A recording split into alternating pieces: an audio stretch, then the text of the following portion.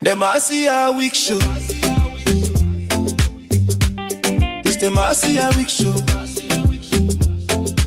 From Barbados to Africa, voices unite. Educate minds, elevate sight. It's the Marcia Weekes Show.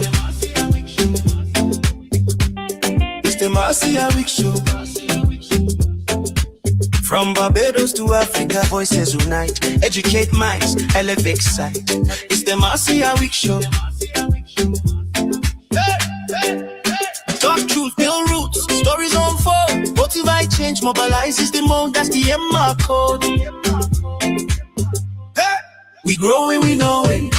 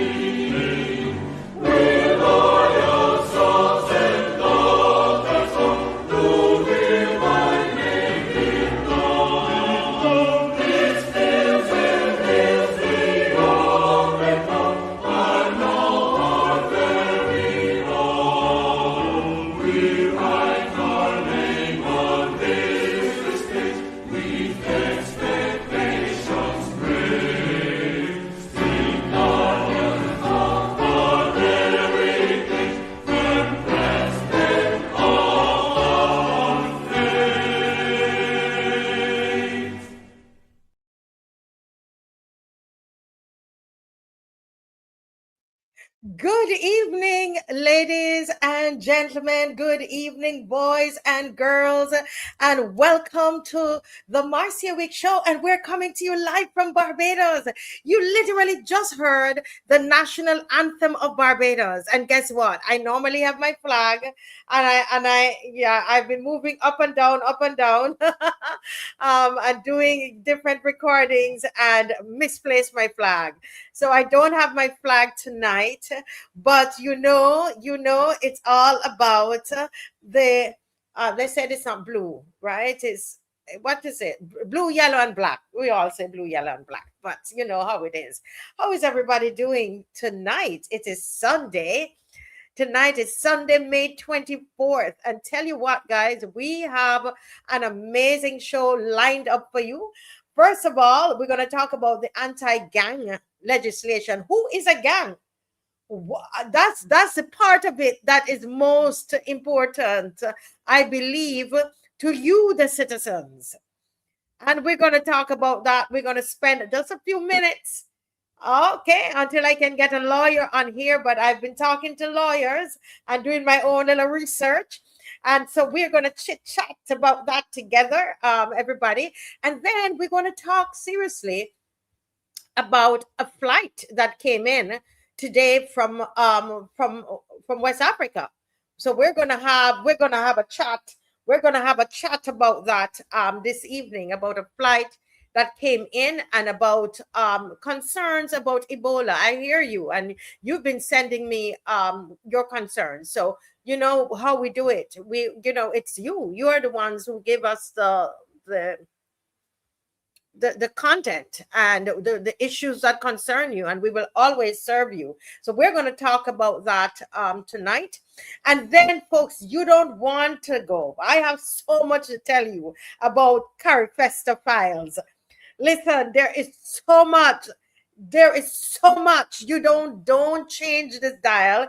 What I need you to do is to like and to share, because I'm about to reveal some things to you tonight about Carifesta and the NCF, right? All that's happening up there. That's all I'm going to say right now. I'm not going to give it all away, all right? So I'm going to need you all, everybody, to like and share. And of course, tonight Jason comes on, and Jason is going to talk with us tonight about entrepreneurship and the youth. That's what he's going to talk about tonight, what's happening with our young people, and how do we engender that spirit of entrepreneurship in our young people? Very, very important. So that's what he's coming to talk about tonight. And we also have the lovely Maxine McLean is going to join me tonight. And she's talking about the effects of marijuana and different kinds of drugs on our society. One has to wonder what on earth is going on in Barbados right now. What is happening? What are the things that have changed over the years? And she's 70 as of last Sunday, so she has all right to sit and talk to us as a mommy, right? So our grandmother to some of you. So she's going to be sharing her heart tonight, and I think it's going to be very, very powerful. All right, and we okay. I am sticking.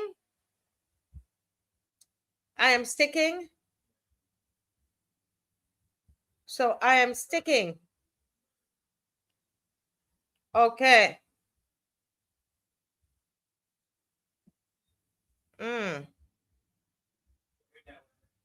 Okay. All right. Let me just try something here.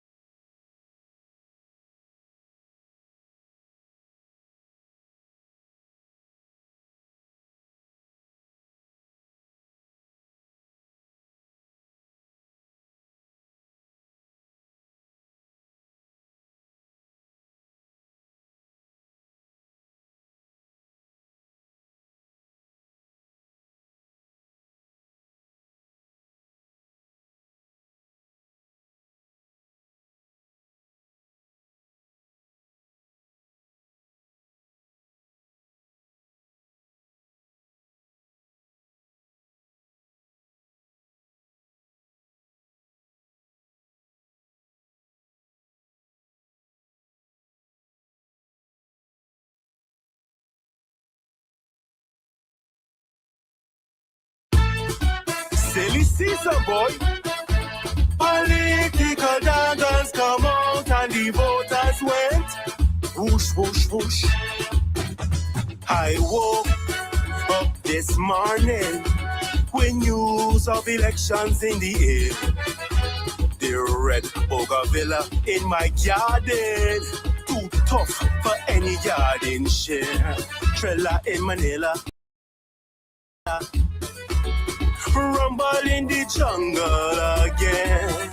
But it's hard to unsee all the things I see. This is how the wind went for me. A thorn in me flesh, a thorn in me flesh. Political daggers drawn and social unrest.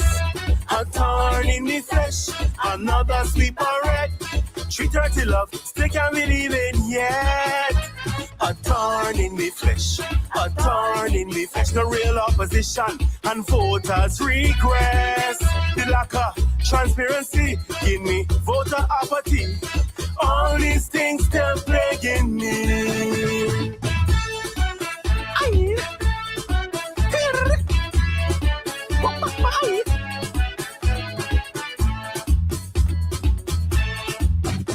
Moving on, and it's the day after, in the midst of the after party. The streets are lined full of supporters, drinking rum on hungry bellies. Never thought their dreams would be shattered. When I hear who get ministries, there was one in there that they campaign at all. People wonder how he get a seat. A thorn in me flesh, a thorn in me flesh. Political daggers drawn and social unrest. A thorn in me flesh, another sleeper red. Treat her to love, still can't believe it yet. A thorn in me flesh, a thorn in me flesh. No real opposition and voters regress. The lack of transparency give me voter apathy. All these things still plaguing me.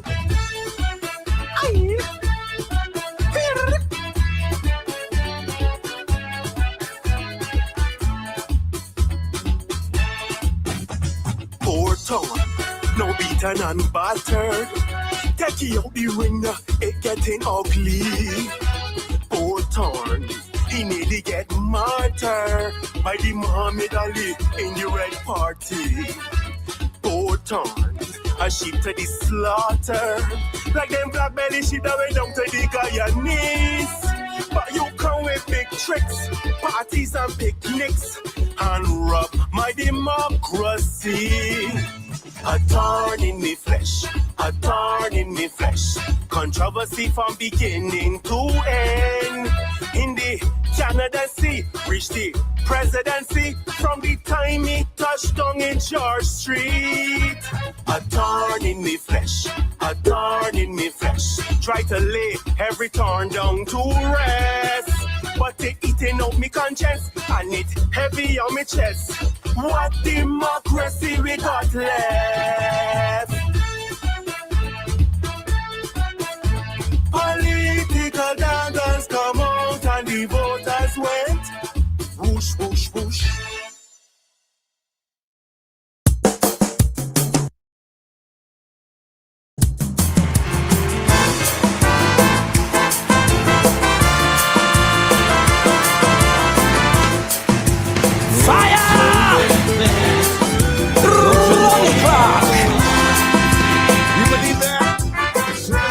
Even true. Oh, shoot.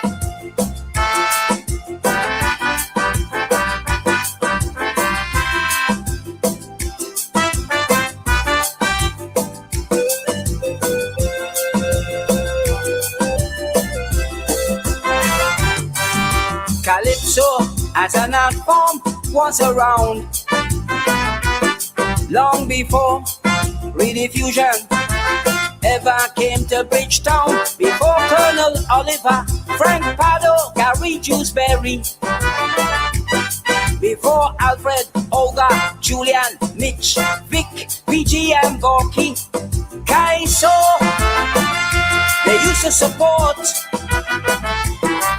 Last year, one man proceeded to make sport, banning a song about Carol Roberts that wasn't right, but had the audacity to play the song on finals nights.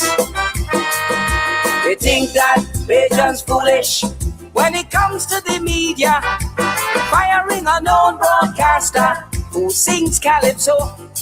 I should know, using an appearance by the announcer, speaking of the judging night on Marcia Weekes Show. So, don't mind them integrity, don't mind them loyalty. don't mind them. Honestly, don't mind them. Dennis Johnson, John Doe, Maurice Nobel, Alvin Topping, Carl Scott. Who do they think they are with such a defense? Ronnie reveal.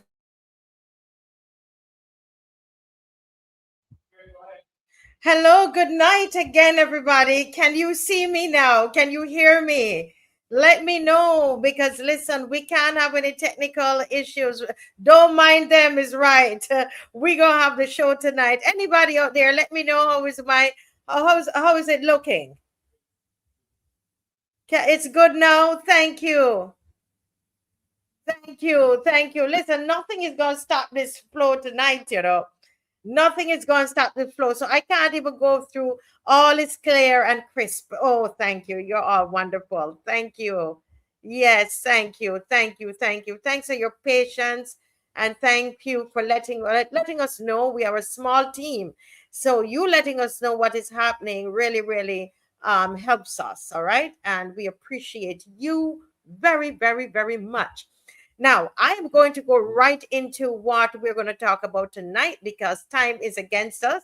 And right, so I'm not even going to greet you individually, but you know you're all loved. You know you're all special, right? Yes. Well, folks, I have been reviewing this anti-gang bill, right? And I have a question that I think we all need to think about.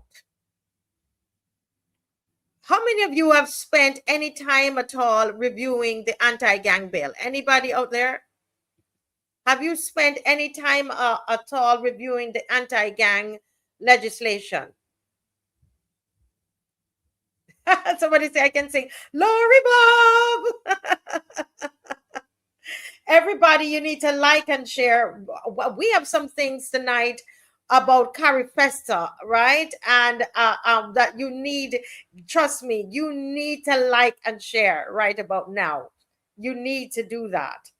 Okay? You need to do that. Very, very important. Sharing your WhatsApp groups, your church groups. Everybody needs to hear this tonight. All right? I have some serious things to talk about. But we could talk about the anti-gang legislation. Anybody know? Valerie said, Vi said she didn't see it. Okay, Teroni said that he went through it. Okay. Now, I know that there are several areas that different people have, groups have different issues with different parts of the bill. But the part of the bill that I want to talk about is what constitutes a gang based on this legislation. And we're just touching it tonight. Now, let us be clear. You know, we must deal with crime, right? Everybody knows that we must deal with gangs. We all know that. Our communities, we live in the communities, and we know that we want protection. So I am not against the anti-gang legislation at all. So I want you to understand that the purpose of it, I'm not against that. All right. But after reading the legislation carefully, I am concerned about how wide it is written. This was brought to my attention by a lawyer. And I sat down and went through it myself with a fine teeth comb. And you know, and so I'm asking the question on all of our behalf tonight. We are concerned about how wide the bill is written, because according to that legislation, a gang, it defines a gang as 5 or more persons involved in an activity that can include threats, intimidation, or, wait for it, influence. 3 things. Let's do it again. Threats, intimidation, or influence. We know the government, they have people that watch the show, so you can clarify it for us. A gang, 5 or more persons. Remember, here we educate, we motivate, we mobilize, we agitate. Emma.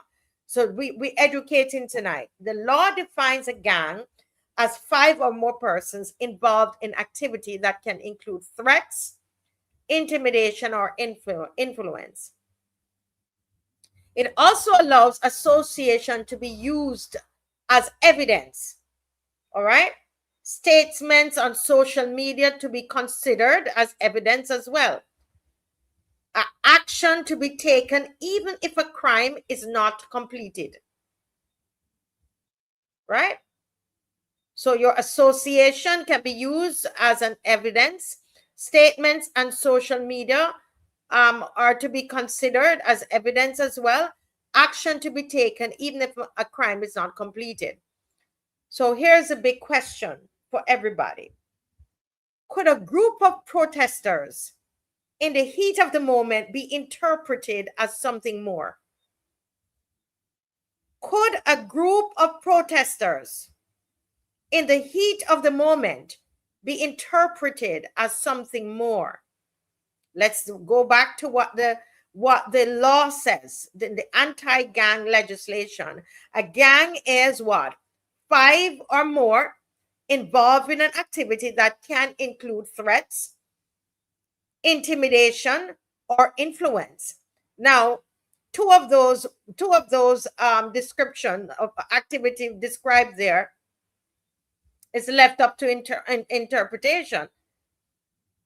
Somebody in the government could say, I felt intimidated by that group of 5 or more persons. And if there's a protest group, the protest group is trying to influence. Somebody might feel threatened by it. So the question is, could a group of protesters in the heat of the moment be interpreted as something more?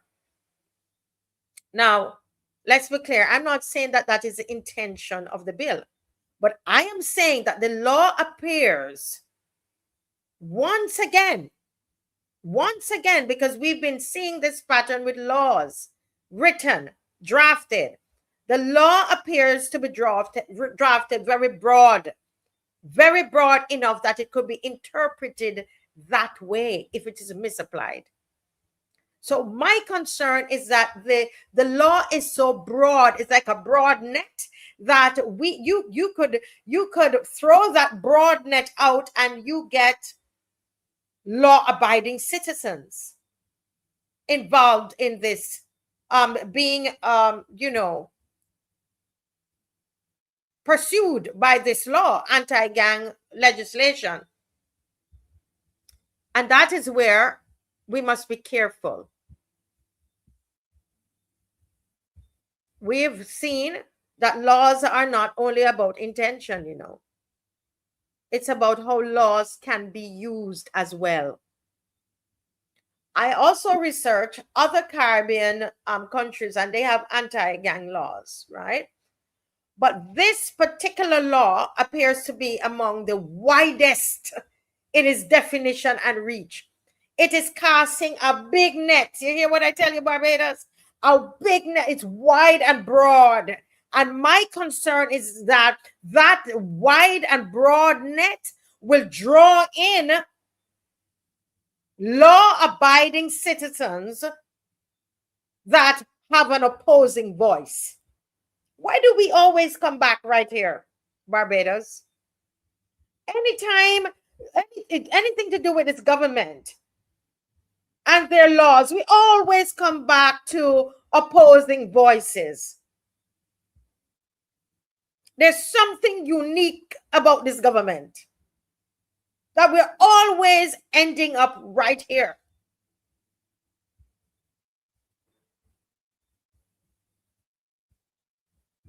So the question is not whether we need strong laws to deal with the crime. We welcome it. But the real question is, are we drawing the line clearly enough to protect innocent citizens while we're going after criminals? Are we drawing the line clearly enough to protect innocent citizens while we're going after criminals? Now, we have to raise these issues. It's important that we raise these issues because we do not have any opposition in where the laws are made. We have no opposition voices in the lower house. This was brought to my attention by a lawyer. I thank that lawyer. I don't want to call the name right now.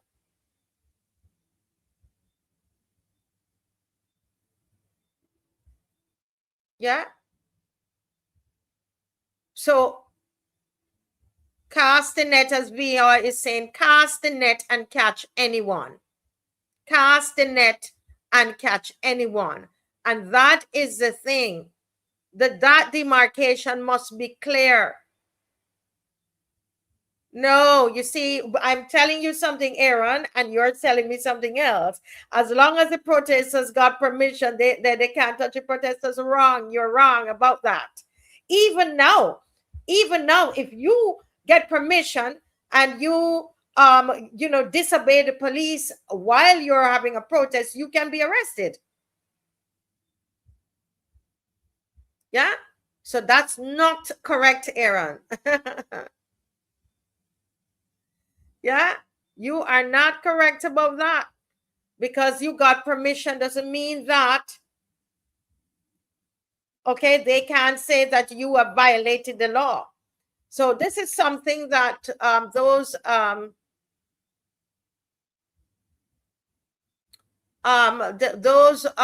I again thankful for the lawyer who brought this to my attention, right? No, you guys are you've got to take the there are two separate laws.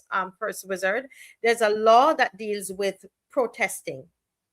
It is separate from the anti-gang law. So we're talking about two different laws, okay?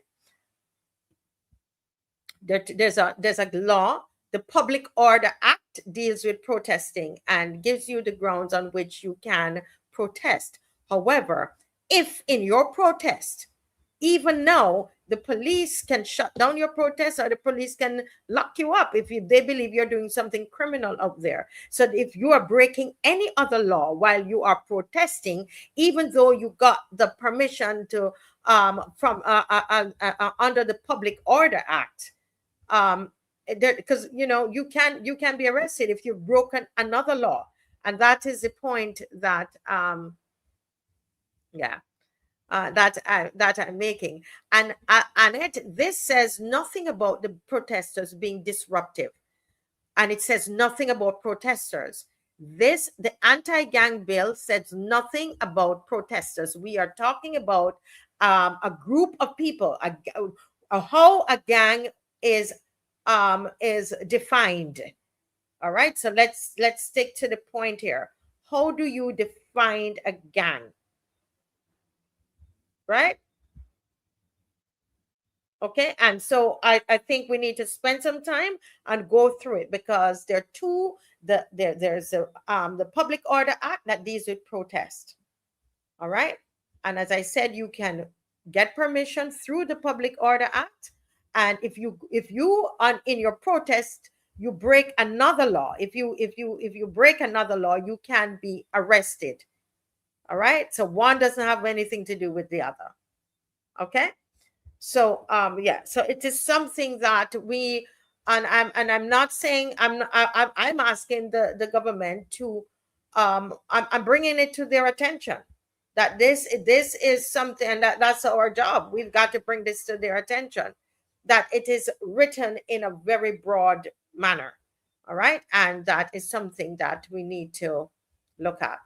The next concern that we have tonight, folks, it's Ebola concerns, and I hear your concerns, and so tonight we want to talk about it. Now, what we know so far is that on May 22nd, there was a GIS report stating that the Ebola virus is no immediate threat to Barbados. That is what was told to us through GIS. I saw that notice came up on GIS. However, we are hearing internationally that this virus is spreading very quickly in Africa, various parts of Africa. And we're going to listen to this in a moment. But I just want to say that today, concerns got even stronger, because we saw that the Antiguan Prime Minister, Gaston Brown, that he issued a statement yesterday, and most people read it today, that the plane that was supposed to go Antigua, Barbados, is now, that he has requested it, that the plane with earpiece coming directly from Nigeria, that it is no longer going to go to Antigua first. It will go to Barbados first. And that out of the 268 or something, 200 and plus passengers, that they are only taking 25. And those 25, they are going to do screening at their airport before those 25 are going to be permitted to come into their country. Of course, Barbadians started to be alarmed about that. Who wouldn't be? Who wouldn't be? Right? The alarms went off, because they're saying that, why is it that this other country is saying, hold a minute, we are not going to take everybody, and we just want 25, right? And we are going to screen them. We don't know what has happened. What has happened here? Why is it? We have not heard anything from any official, the Minister of Health, from the Prime Minister, nobody. All we know is that the plane landed at the airport today, and the passengers came off. In fact, I saw a video where the passengers came off the plane, and there were officials there and they were greeting them. It didn't appear to us that there were any protocols, any screening, because as they were coming off the plane on the tarmac, they were there to greet them, etc. So and here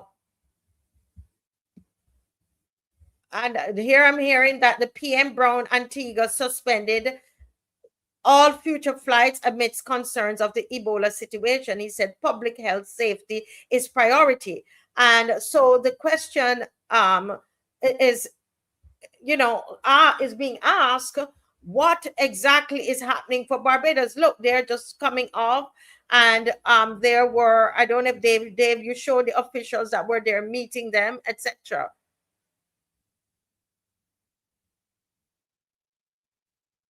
Right, and in fact, some of those who work at the airport, they are very concerned, and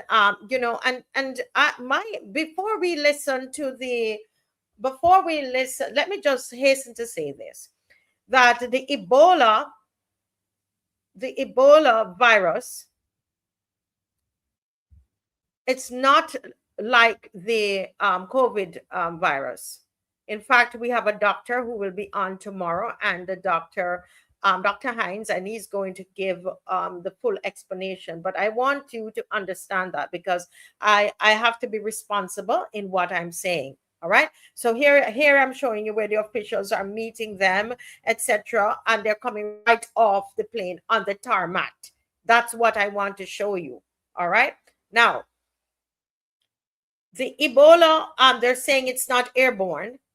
and that, it's through bodily fluids, etc. Now, you must know that in Uganda in particular, it started in Uganda from a taxi driver picking up somebody from the airport, and the taxi driver caught Ebola from picking up somebody from the airport. That is what is reported. I can only go by the reports on BBC, etc. Okay.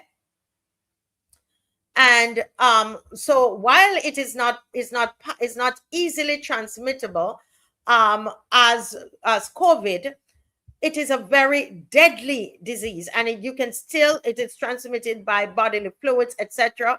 And the doctor will come on tomorrow and go in, look at that in more detail. All right. So I want to be very clear about what it is I am saying. Right now, Ebola is not something. It's not it's not something to be played with. While you don't, it's not as easily transmittable as COVID. It's very deadly. I know there are some people out there telling me, Marcia, don't talk about it because then the government is going to lock down the country. I still owe a responsibility to my viewers and to Barbados to speak the truth. It is a deadly disease. There are people who told me, oh no, it is not. It is a figment of people's imagination. Ebola is not a figment of anybody's imagination. It is real. A lot of you are not going to like me to say this, but it is real. Some of you, we love to go off on these tangents too much. Ebola is real. It has killed people, many people, and it's been around. The disease been around for many, many years. I do believe that it is possible that it is, all of this is to create unrest among the people in the Caribbean, because we never had any concerns about Ebola. Ebola, we would always be praying for that, whatever country. When Nigeria had Ebola, we were praying for the Nigerians. Remember that? Yeah. It was always far away. Now, with a direct flight from West Africa, we have to be careful. And I am on the side of Gaston Brown. And I'm saying that as somebody who I consider myself a Pan-Africanist, this is something that people like Maxine McLean and myself and others, we have been praying for this day, that we have a flight that would connect us directly from Africa to Barbados. This is something that we've always wanted. We've always wanted this kind of, this is something that, however, what we're saying is that, like Gaston Brown, we're saying that public health should be first. And what bothers me, right? What bothers me about this more than anything else is the fact that Gaston Brown felt that it was important to have a conversation with his people. He actually came out, made a statement to his people. Let me not say about conversation, made a statement to his citizens about it, understood the concerns of his people, took precautions.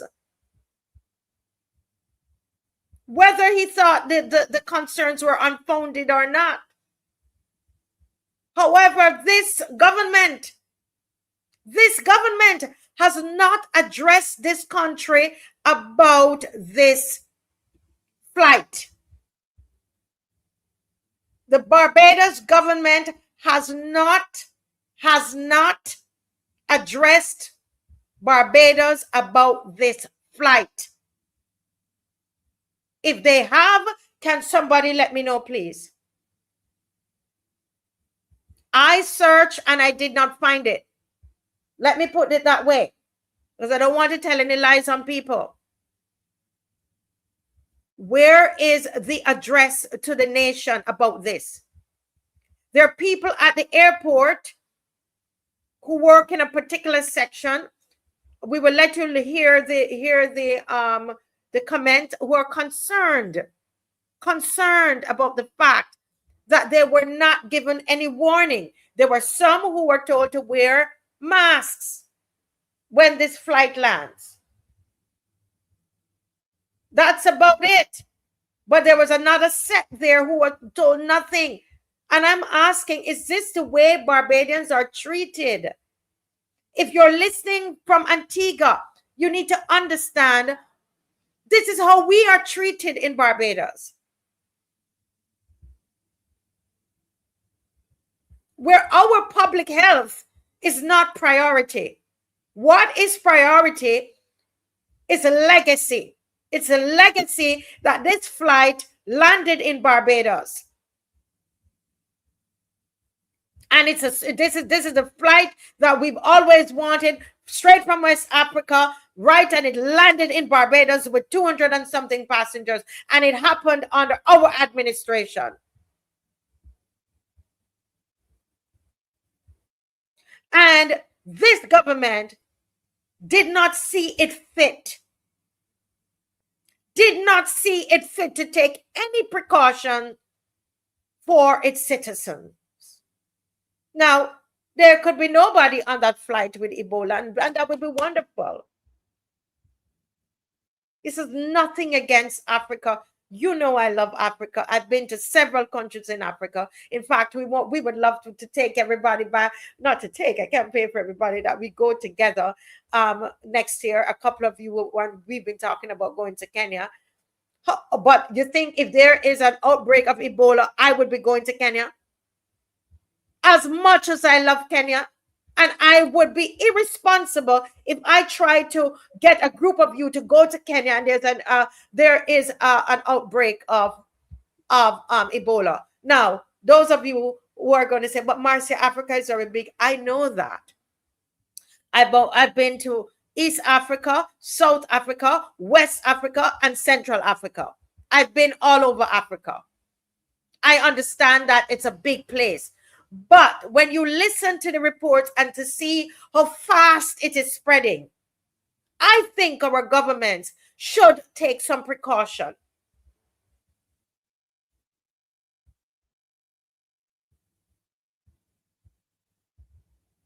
And what I want to say is this.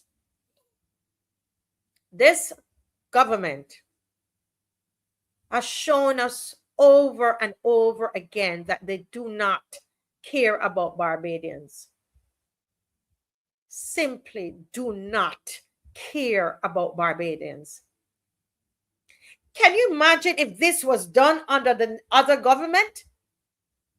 Can you imagine if the other government did something like this? And let me tell you something. They are able to do this because of the citizens, because of you. Some of you who are watching. Some of you, you know what? You deserve to be treated this way. Some of you watching, because you put them right back into government. You put them right back in. A people who do not care about you. Clearly. All you've got to do is ask yourself, what is the difference between Gaston Brown and Prime Minister Motley?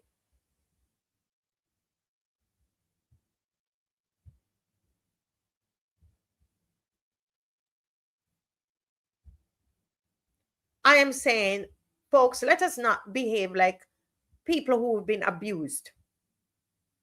You know how abused people behave? When you're accustomed to being abused, it's like a woman who has been abused over and over and over again.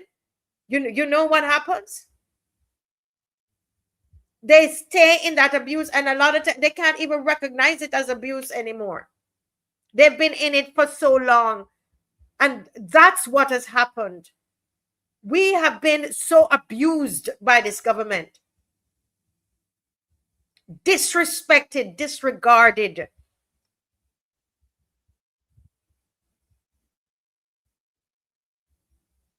To the point where there are many of you who can't even recognize it when it's happening. You just smile and you continue going, just like a battered woman or a battered man in a relationship.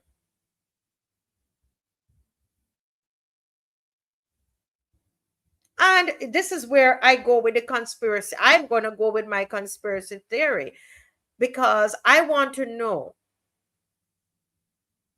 was this deliberate? You know, Barbados, they had said that she said, the prime minister, that they were going to use Barbados as the base to create vaccines to go out to other parts of the world. You remember that in COVID, that she was bragging on that.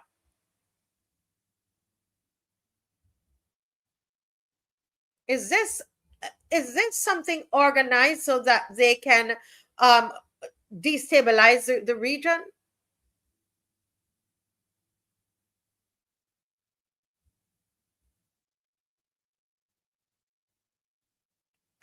Did they plan this? Is this orchestrated? Because some people are asking that, but then they're trying to say that the virus itself is not real. Be careful. When the doctor comes tomorrow, we have a doctor coming on here tomorrow, and he is going to explain to you all about the Ebola virus and what you need to do to protect yourself. Because it's important that we care about each other, even if our government doesn't care about us. This is an irresponsible government. That you could bring a plane load of over 200 and something people here from parts of from Africa. And I know that East is far from the West, and I understand all of that. But as you are the government, you take precaution.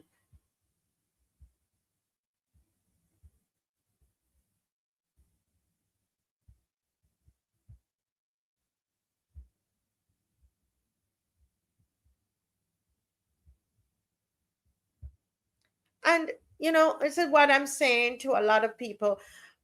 I do understand that the whole issue can be manufactured so as to destabilize the region. I understand, but the Ebola is real. And that part of it just gets me annoyed too, because this is a very serious thing. And there are people trying to tell me, even online, they're telling me, oh, don't say anything about it because they're going to lock us down. Folks,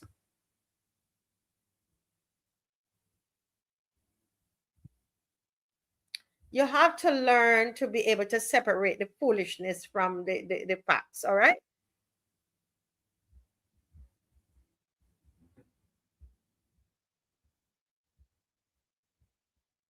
Ebola virus is real.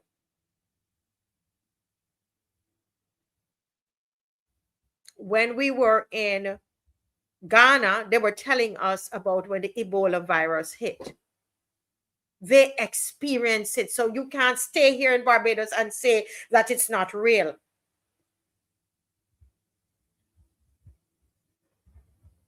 And I would be irresponsible to come on this show tonight and not make that very clear. You need to read up on this virus. You need to do what you need to do. There's nobody coming to save you. And I want Barbadians to understand that what the government is doing right now is what you allow them to do. You have allowed them to treat you this way. All you've got to do is to look. If you think what I'm saying is nonsense, look at what Gaston Brown did. That's what a leader does. A leader who cares about their people. That's what should happen. And not put your legacy and put money above the people of Barbados.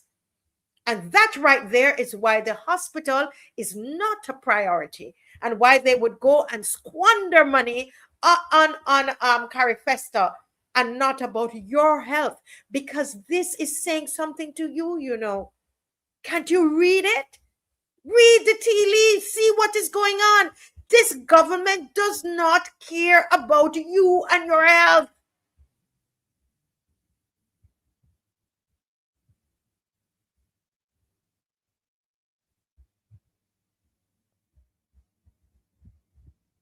And that's where this part I will say is my opinion now and my thought process. Is this created? And Dave, if you could get the video, this show is definitely not going on time with the way I expect it to go. But I'm just going to flow. I'll take the time for my Barbadian people. So, Dave, can we have the video? So where I believe it was, there was an overseas. Oh, this is a video here. Okay, go ahead and play that one. Thank you.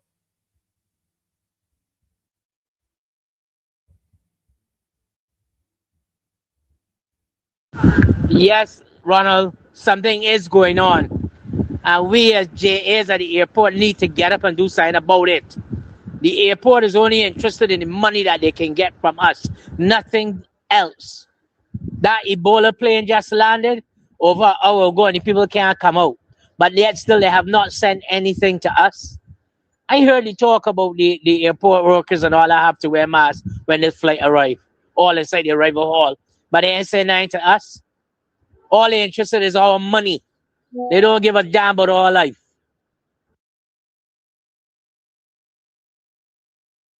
That is, he says JA. Can somebody tell me what the JA stands for again? I don't remember, but it sounds like it's a red cap. They are that. Is that the organization that governs the red cap?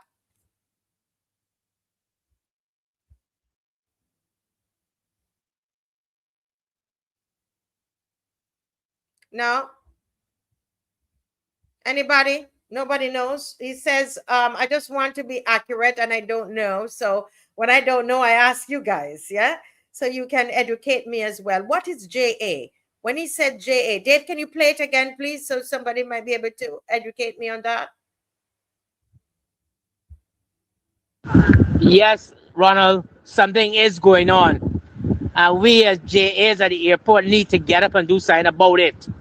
The airport is only interested in the money that they can get from us, nothing else. That Ebola plane just landed over an hour ago and the people can't come out. But yet still they have not sent anything to us. I heard you talk about the airport workers and all that have to wear masks when this flight arrive, all inside the arrival hall. But they ain't saying nothing to us. All they're interested is our money. They don't give a damn about our life. Right. So he says JA in that. What is JA?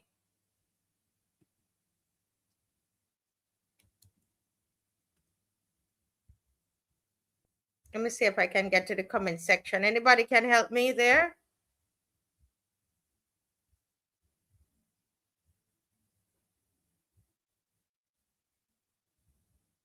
Come on, guys.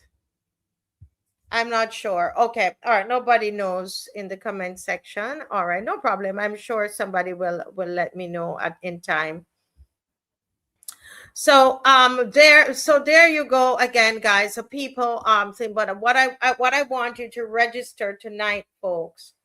I want you to stop pause and think about logically about what has happened here. And just think about the actions of Gaston Brown, the Prime Minister of Antigua, and then just compare it to the non-action of the Prime Minister of Barbados for its citizens. Think about it. That's all I want you to do. Because when I say these things, you all say, because I don't like the Prime Minister. You say, I don't like the Prime Minister. But really and truly, you think that this is right? For all you know, nobody on that plane might have Ebola. You know. But Dave, let's play this video. Thank you so much.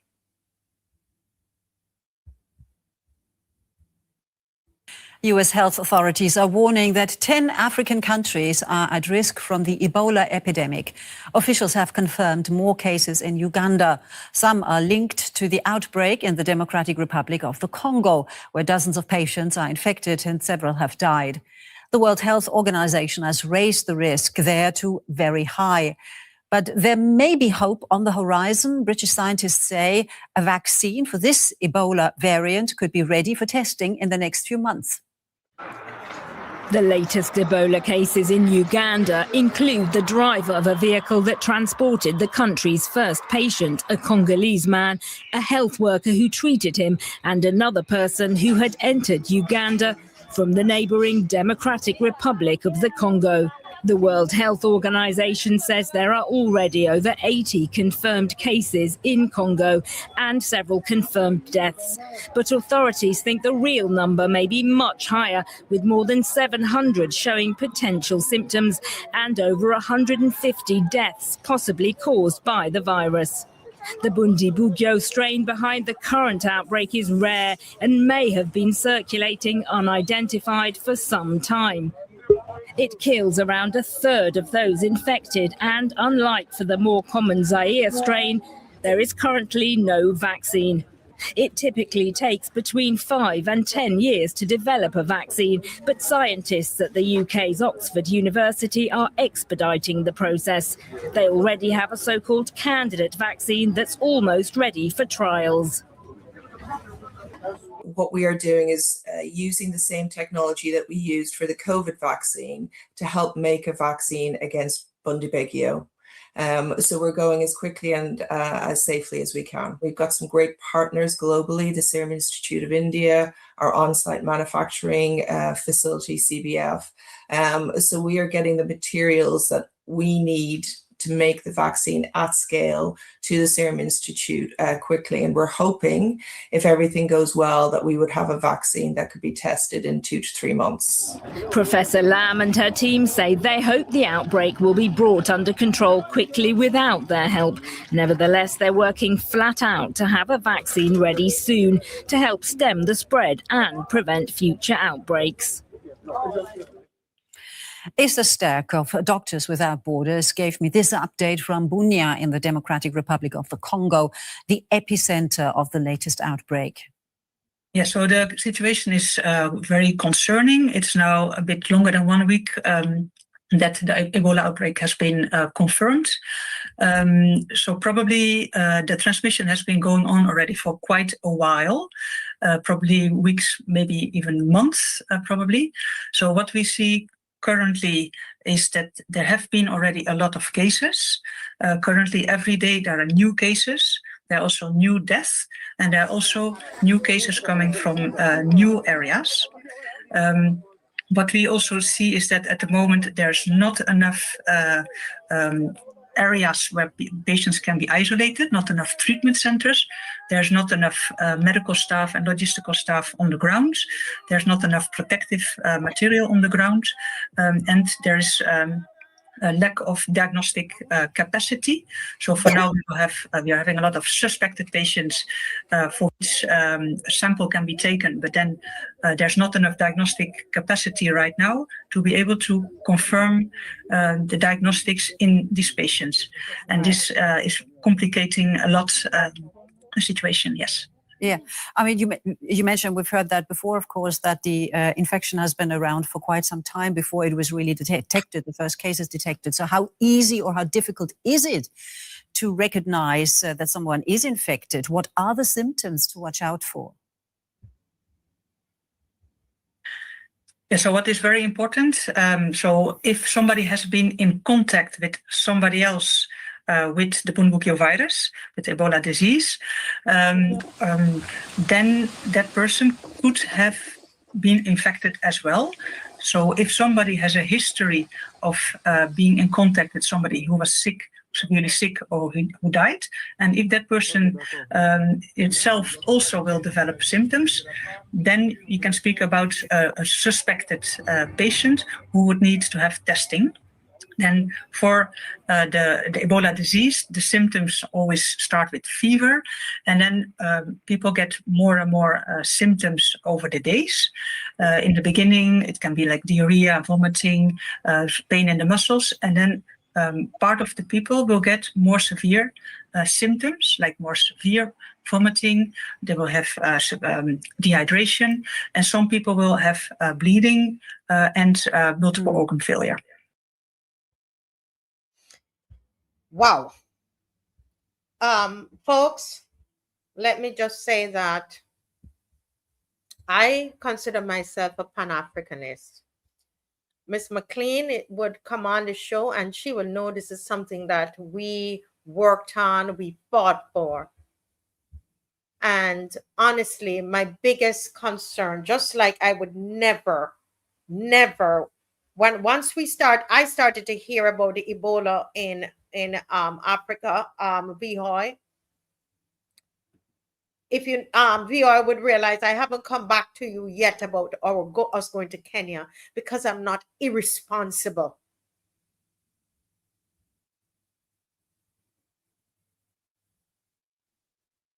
And that is the point here, folks. We know they're after Africa. We know what they want to do. We know that we know, and we believe that that this particular leader, that they have handpicked her. She is the person for Africa and the Caribbean. And we were supposed to be developing vaccines to serve Africa and the Caribbean. Go back and look at what was said in COVID. That the WHO, they were going to set up labs here. I tell you lies. And they were going to be making vaccines here. And we would distribute them. And it was done said in a very gleeful way.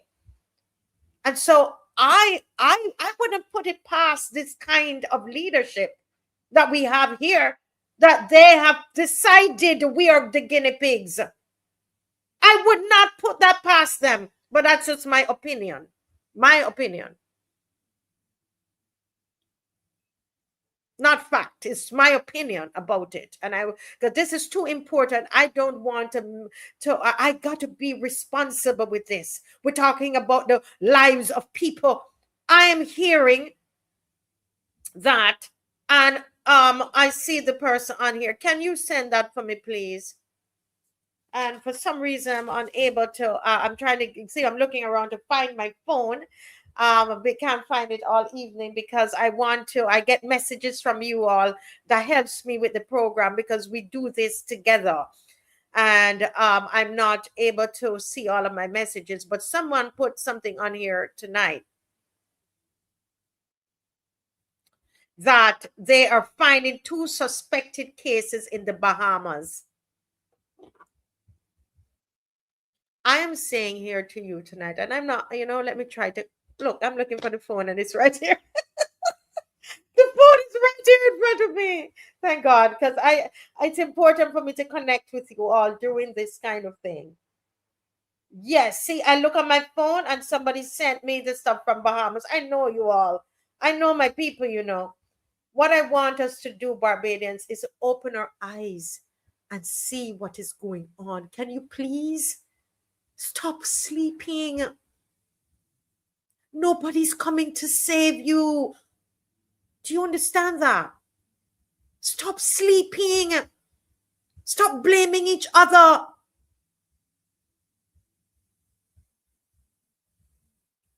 That's what I want you to do. Sometimes you're making, I feel like I'm working too hard coming on here because people are not waking up. Can't you see? All you've got to do is to go back and listen to what the Prime Minister said in COVID. Is this a setup? Why did Gaston Brown flag it and she did not? Are we being set up, Barbados?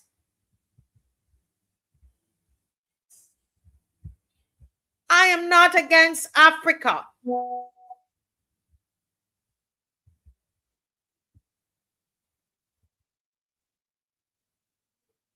Right? The US is tightening Ebola travel restrictions, and this country, this small country, open up its borders and today accepted a full plane. And as far as we know, all they were told to do last minute, hurry, told the people at the airport to put on a mask. While there were some workers, as you heard, were not told that. But as I said, it is time that we stop making excuses for this government. Understand clearly, you have a government, we have a government that does not care about our health care in Barbados. They care about nothing about Barbadians. They do not care. What gets them going is money, connections. It is heritage. It is legacy. It's clout. Anything that looks shiny, it's them. It's not you. It's not you with your black skin. It's not you.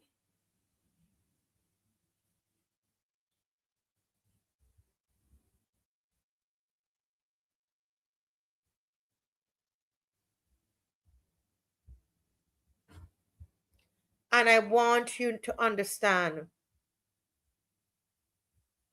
that, and never forget this. I tell you this.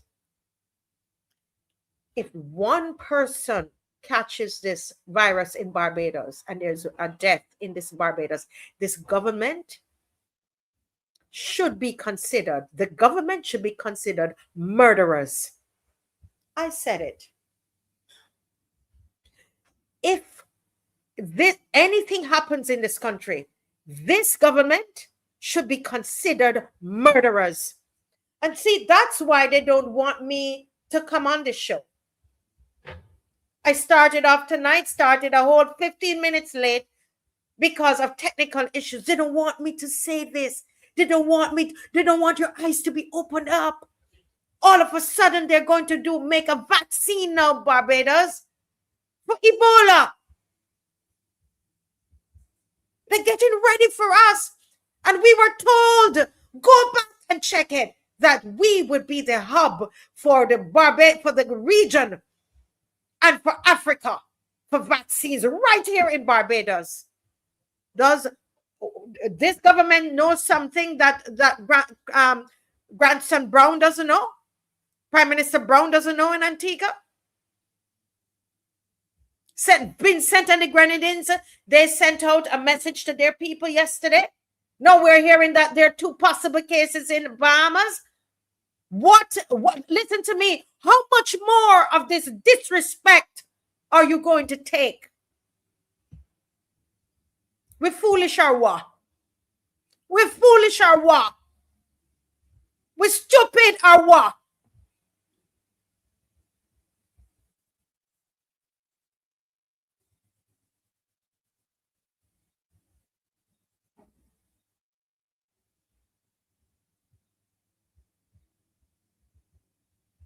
Yes, that's it. It's an inaugural flight, Angel Humble. No politicians, right? Well, that we could recognize. Where was the Minister of Health? Why you didn't go out there? Why weren't you there to welcome this exciting inaugural flight? But you leave the workers at the airport exposed. Where's the union when you need it? This is wrong on all levels.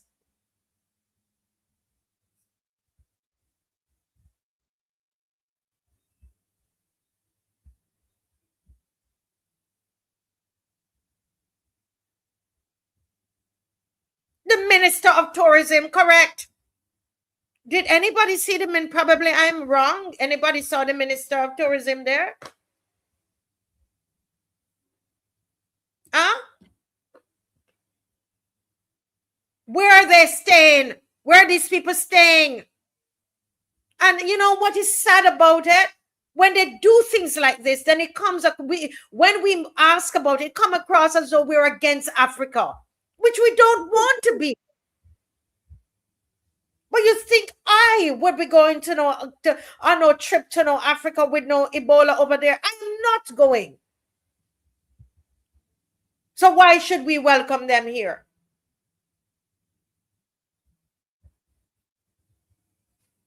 I'm so upset about this.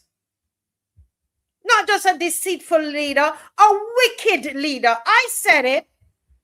And somebody said a scripture to me today. You remember? Oh, gee, Dave, no. No. No, don't put that up. Don't put that up. But listen to me, folks.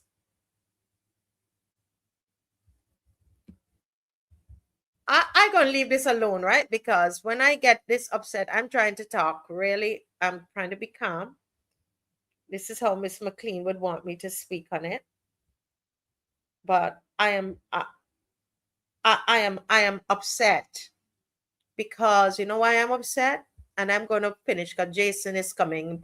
Dave, you have a little bit of a song you can play here before Jason, that particular song, but don't use that cover right now.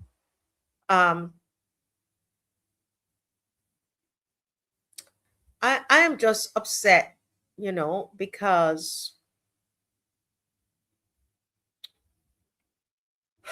it's just a level of disregard. Do you all think that this flight could be coming here and Mr. Thorne would not sound the alarm about this? Do you understand that?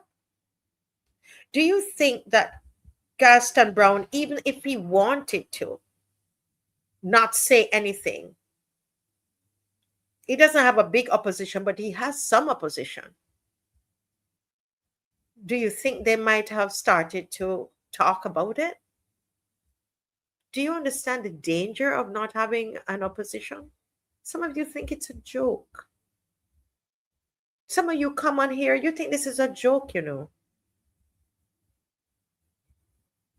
Not until they murder some of us, then you're going to realize.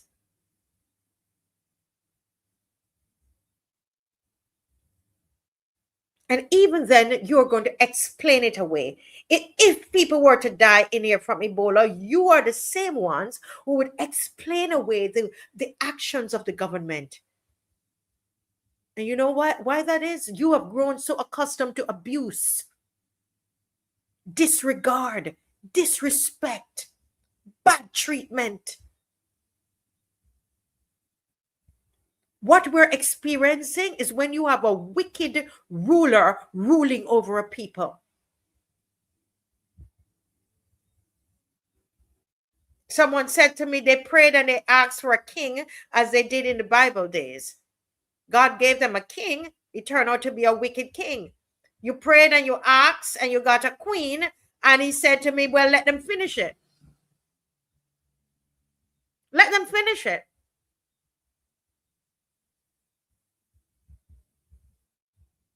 Yes, Vihoy.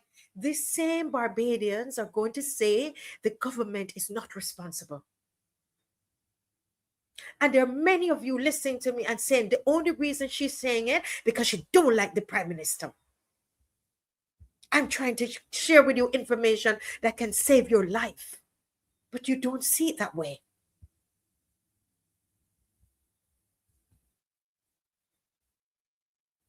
They are not allowing earpiece to land. That's a Prime Minister said that. Where's Jason before I get more upset? Because I just don't like it.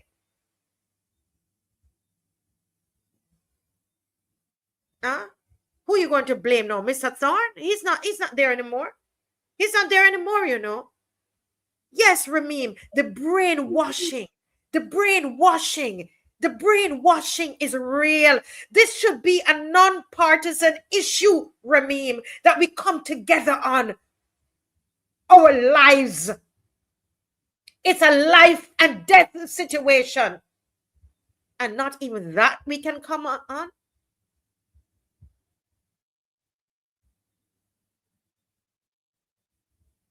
He says, Brown, the Prime Minister of Antigua, says, we're very concerned about the situation, the heightened situation. Ebola, Brown said, explaining that authorities are reluctant at this time to facilitate transit visa waivers connected to the flights.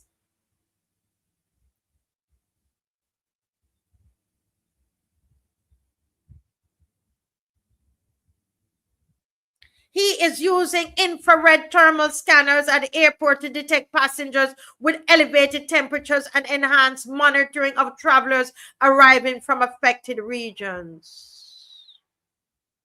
All of our other international protocols that have been established to deal with individuals traveling out of Africa, all those will be put in place here, Brown said. Is it that Brown hates Africans? He just loves his people. I just want you to see that as Jason comes. Oh, let me read that little section, Dave. Brown said Antigua's cautious approach was influenced by a controversial situation in late 2022 and early 2023 involving migrants from Cameroon who traveled to Antigua via Nigeria on charter flights operated by a now defunct airline linked to the government.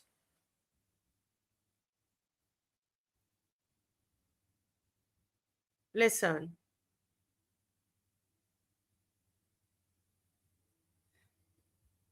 Yeah. Trust me, you will all even blame Ralph Thorne.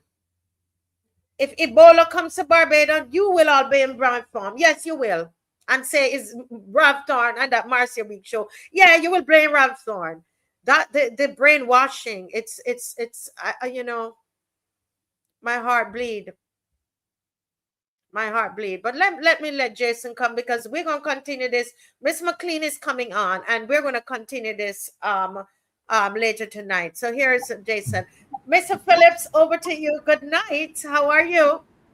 Good night, Marcia. Good night, the good people of St. Peter, and by extension, good night, Barbados. Yes, sir. Yes, sir. I know you have a lot for us tonight. As we were just dealing with the Ebola, and you didn't come on to deal with that, so I don't want to draw you in that. But you wanted to talk to us tonight about entrepreneurship and the youth in St. Peter, and your video is going to come up. We had some technical issues, Jason, to start, but before you're going to see it come up on the screen, and once it gets on the screen, then you will pause and we will play it, okay? But it's going to come up, all right? Are you there? Yes, please. Okay. Yes, I'm here. Can you see me? Yes, I'm seeing you. You're a little delayed. It could be me because we were having challenges today. Okay. Yes, go right tonight ahead. we are looking at Tonight we are looking at the crisis of entrepreneurship and small business development in Barbados, and we want to critically examine the failures of the Barbados Labour Party administration as it relates to entrepreneurship and business and small business in Barbados. So entrepreneurship and small business development should be among the strongest pillars of the Barbadian economy. Small and medium-sized enterprises, referred to as the SMEs, create employment, stimulate innovation, encourage local ownership, empower young people, and strengthen national economic development. Yet, despite repeated promises, speeches, and public announcements from the current administration led by the Barbados Labour Party, many entrepreneurs and small business operators continue to face frustration, stagnation, financial exclusion, and institutional neglect. The reality confronting many Barbadian entrepreneurs is starkly different from glossy press conferences and political narratives. While government officials repeatedly boast about available funding and economic transformation, thousands of small business owners remain trapped in bureaucratic paralysis, denied access to funding, burdened by excessive requirements, and abandoned without meaningful guidance or support. In a nutshell, we get a lot of pretty talk on television or even on the radio. And then in a practical sense, the entrepreneur or the small business person does not really get any real help. In fact, we call it the illusion of accessible funding. The government of Barbados often highlight various funding facilities and programs allegedly designed to support entrepreneurs and small businesses. And these include, you want to go ahead with the video? Yes, we could go ahead with the video. Go ahead with the video. Yeah, go ahead, Dave. Thank you. This is what you like. And I got the camera a pan so we can see what we're talking about. This is a young man here in Spikestown. He built his own stall. No help from government or anybody else.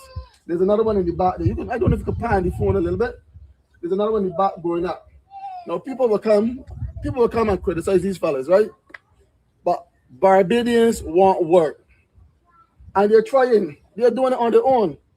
All they want is for government to give them a helping hand. When you're elected to office, it is not for friends and family. You are elected to represent Barbadians in Barbados. We want officers to come around in the neighborhoods and see what is going on and help people. Where are the parliamentary representatives for the constituencies? I'm here in St. Peter. I'm here in Farm Road in Spikestown. The road is in a state of disrepair. This guy had to build this all on his own. He's painting it. He's working morning, noon, and night. He's trying to make a living. Why can't government give him a grant to get ahead? And not only help certain classes and groups of people. We are appealing, Barbadians are appealing to our government. Help the youth. Help entrepreneurs. The pie must divide equally for everybody. And if not equally, at least people should get a piece of the pie. Now, right. So I was saying earlier that there's an illusion of accessible funding. And look, do not fool your foot. We have the Enterprise Growth Fund Limited. We have Fund Access. We have Youth Entrepreneurship Scheme. We have Small Business Venture Capital Inc. There's the Barbados Investment and Development Corporation programs. You've got the Trust Loan Fund. We have the Export Barbados Grant and Initiatives. We have National Transformation Initiative training programs. We have the Barbados Youth Business Trust, Credit Union Financing Initiatives, our Recovery Development Fund, Innovation and Technology Initiative and Relief Program. And on paper, these programs appear impressive. But in practice, many entrepreneurs experience an entirely different reality. And the harsh reality facing entrepreneurs. And I want to comment about on 10 of them also. Because while people can say, oh, they got this program and that program, there are a number of issues that we must look at and really examine how easy, how accessible this money is made available to the ordinary Barbadian. One, there's excessive bureaucratic or bureaucracy and delays. That simply means when you apply for the loan, or if you're trying to get this loan or money from the government, you have to fill out this form, that form. You have to do a number of things, and then it takes forever. For example, you have to look at the applicants are often required to provide extensive business plans. They want financial projections. They want audited statements, tax compliance certificates, national insurance compliance certificates.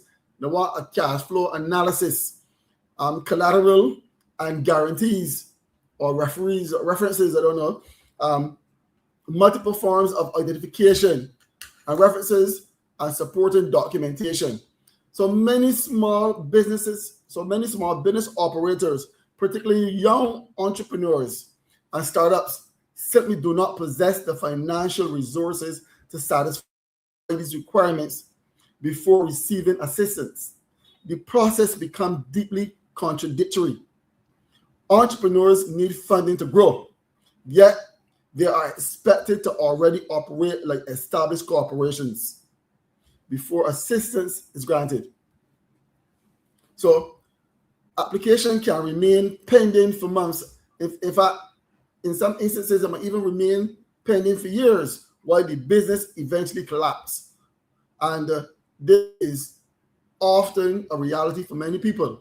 And if you walk around the length and breadth of Barbados, some people say, I applied to government for assistance, I never got it. 2, political optics over practical results. This administration has become increasing a lot. I will be fair. Government has a problem, or governments over the years have had problems facilitating small business and entrepreneurs. But this particular Barbados Labour Party administration has become increasingly focused on announcements, conferences, photo opportunities, and political branding rather than measurable outcomes. So I am not telling lies and saying, oh, it's only the Barbados Labour Party government. No. In truth and in fact, governments are real slow to helping people. But this particular administration is like a cancer. Right? They're focused on the wrong thing.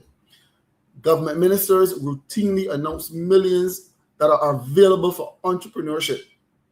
But there is very little transparency regarding how many businesses actually receive this funding.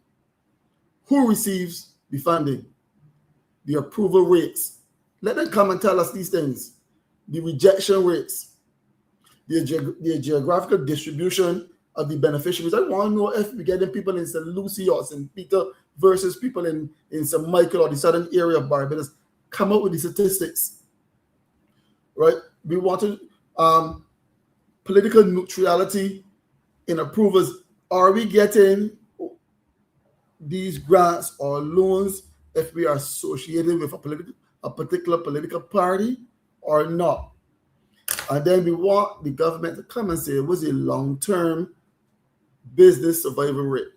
Let us know if it is really working. Right? So many ordinary Barbadians increasingly believe that access to opportunities is influenced by connections, status, or political relationships rather than merit and a genuine need for the money.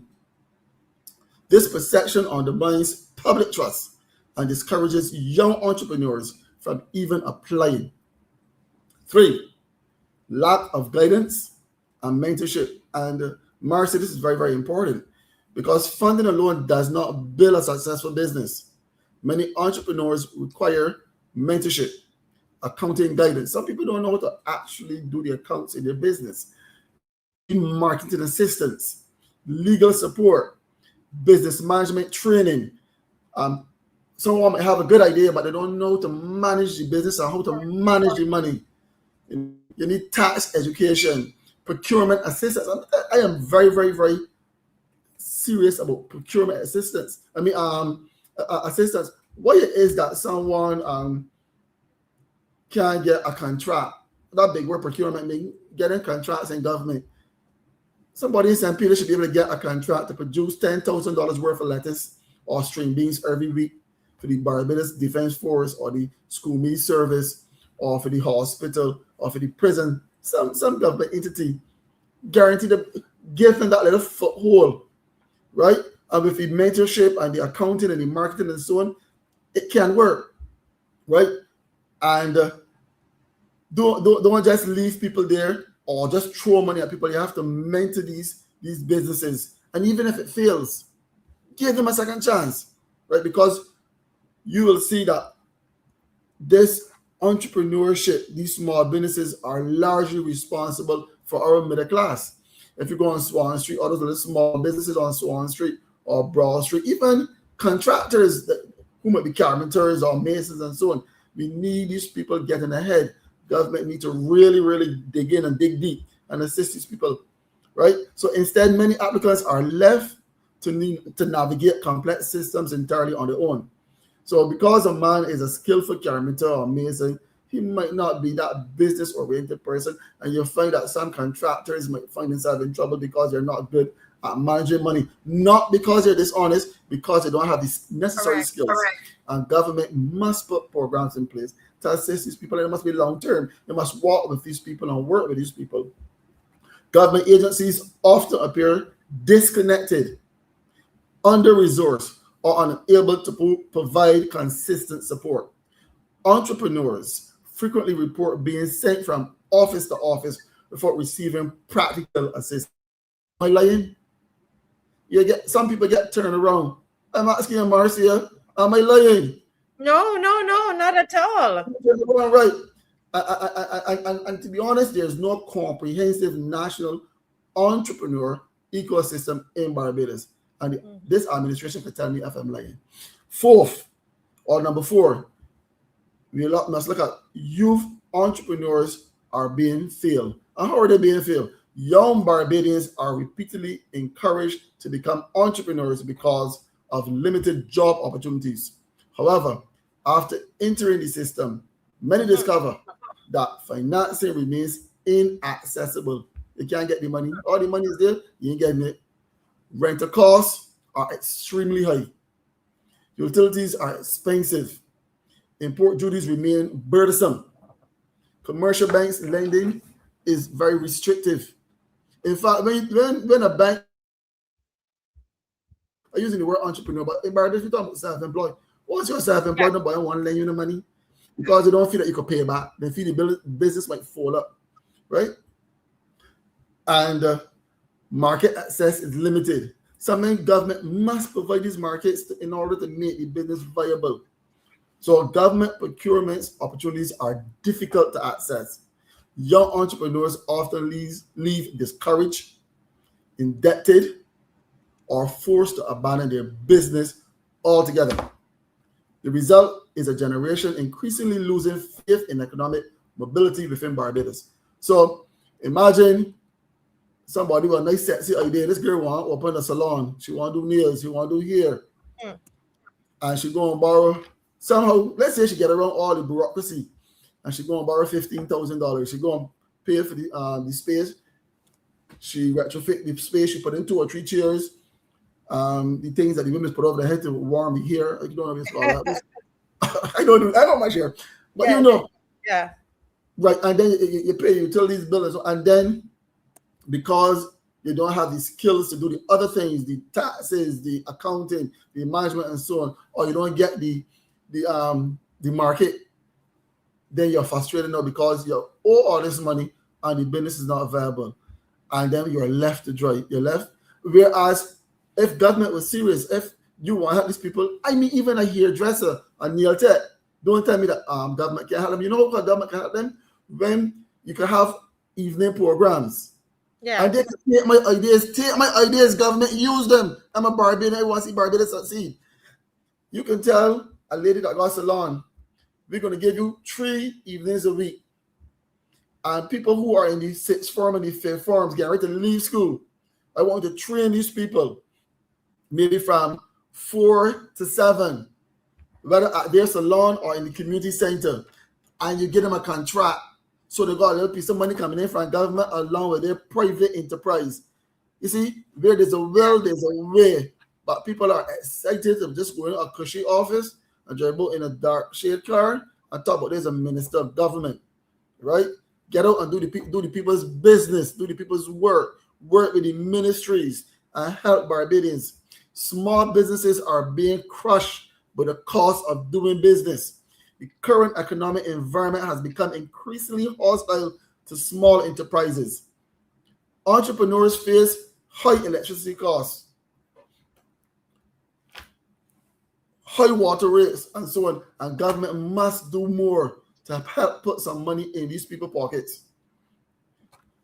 Large corporations are often better positioned to absorb these costs, while small businesses struggle merely to survive. Despite repeated rhetoric about supporting entrepreneurship, the government has failed to create a truly enabling business environment. I want to move on to number 6. I want about 10. I hope I got time because you don't give me much time, Marcia. So I'm rushing. Yeah. Listen, Go right ahead. access to finances remains deeply unequal. The one thing, there's a level playing field out there.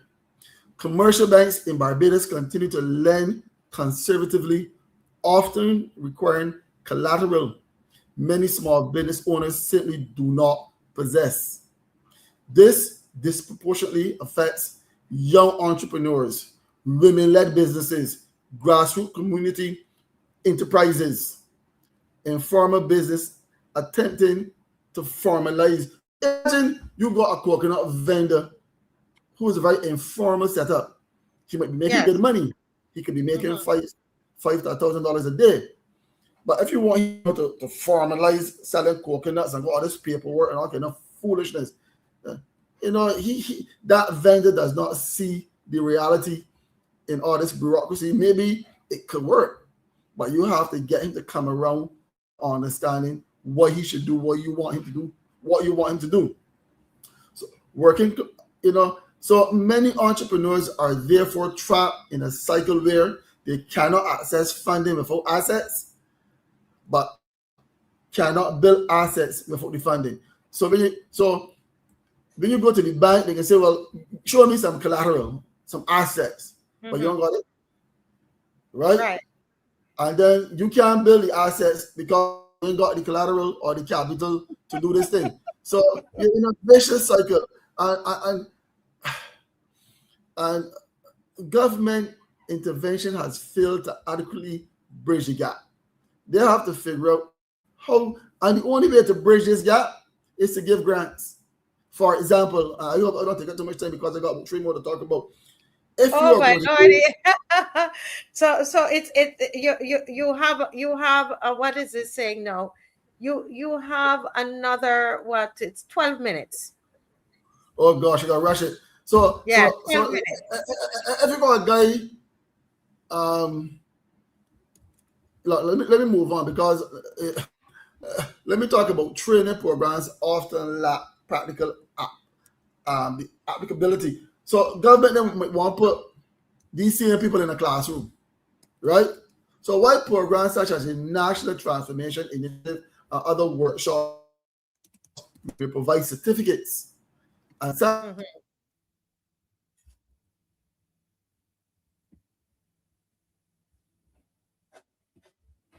Hello, can you hear Jason? Can you hear Jason? I repeat what I said just now. I think you're back. Go right ahead. I think you're back. So I was saying, right, so then government might want to start a training program, right? But while the programs such as the National Transformation Initiative and other workshops may provide certificates and seminars, many entrepreneurs complain that these programs focus excessively on theory and they lack a practical follow-up, and they provide limited real-world mentorship.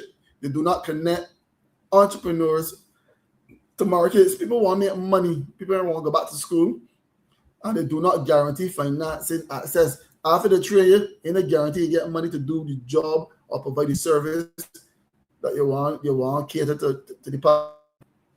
And entrepreneurs do not simply need motivational speeches and PowerPoint presentations.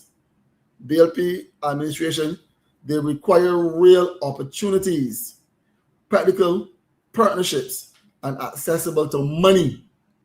right? I want to talk about procurement opportunities remain limited. Government contracts or procurement opportunities are frequently inaccessible to small businesses. These people that got a little small business don't really get the contract from government. Government is not going to say to the young man and the two guys on the block, you could go and form a little company. I can let you paint the outside of the hall at the Alexander School in Spikestown, or the outside or the inside of the canteen at the Coach Park School, right there, so in Ashton Hall. They're not going to do that. These are the little things that government could do. They can give. I can just jump before going into detail. Government must give small entrepreneurs opportunities to do things. You have to say, okay, I mean, you don't go and give a contract to build a hall, but to maintenance, you can say to a guy, yes, you can maintain 2 roundabouts on the highway. You can cut the grass from Retreat in just south of 6 miles, right across to Roe View. That stretch of the road. And demand you must have at least 6 employees and pay them $10,000 or $15,000 a week, because you're paying a number of people to provide gas and various business tools and so on, right? Another thing, I find that things are too centralized in Barbados when it comes to training and providing money. Why can't we see money going to rural districts? Or why can't we want to see the commercial activity spreading to places in St. Peter, in Boscobel, in Indian Ground, in Fort Hill, right? Everything is too centralized. Yes. And also the money is we find that economic is concentrated among the elite. You find that there's certain groups of people in Barbados, and we know who these groups are, continually get money to run their businesses. We don't have to go for that. Those traditional people, those traditional groups, and spread the pie wide enough that it will include the ordinary Barbadians. And we also must consider the psychological impact on entrepreneurs. The failure of meaningful entrepreneur support has consequences beyond economics. Many small business owners experience depression, financial stress, burnout, loss of confidence, sometimes even family instability.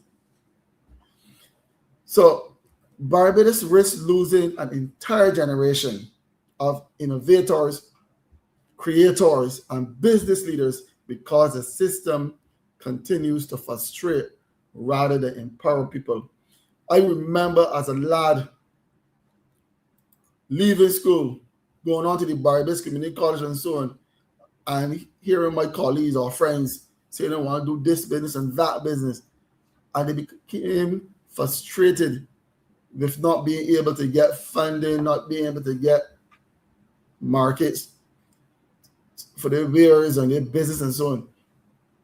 And government must consider what meaningful reform should look like. So Barbados urgently requires a complete restructuring of its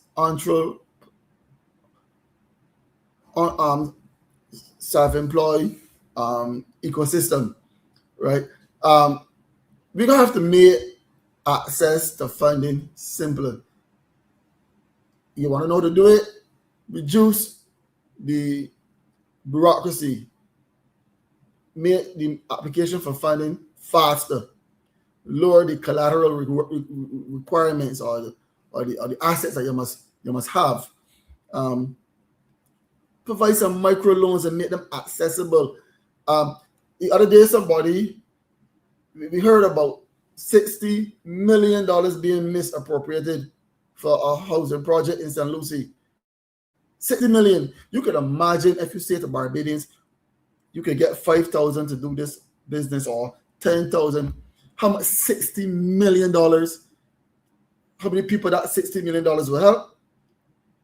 Think about it. So it isn't that we don't have the money. We don't care enough about Barbadians to invest in our people.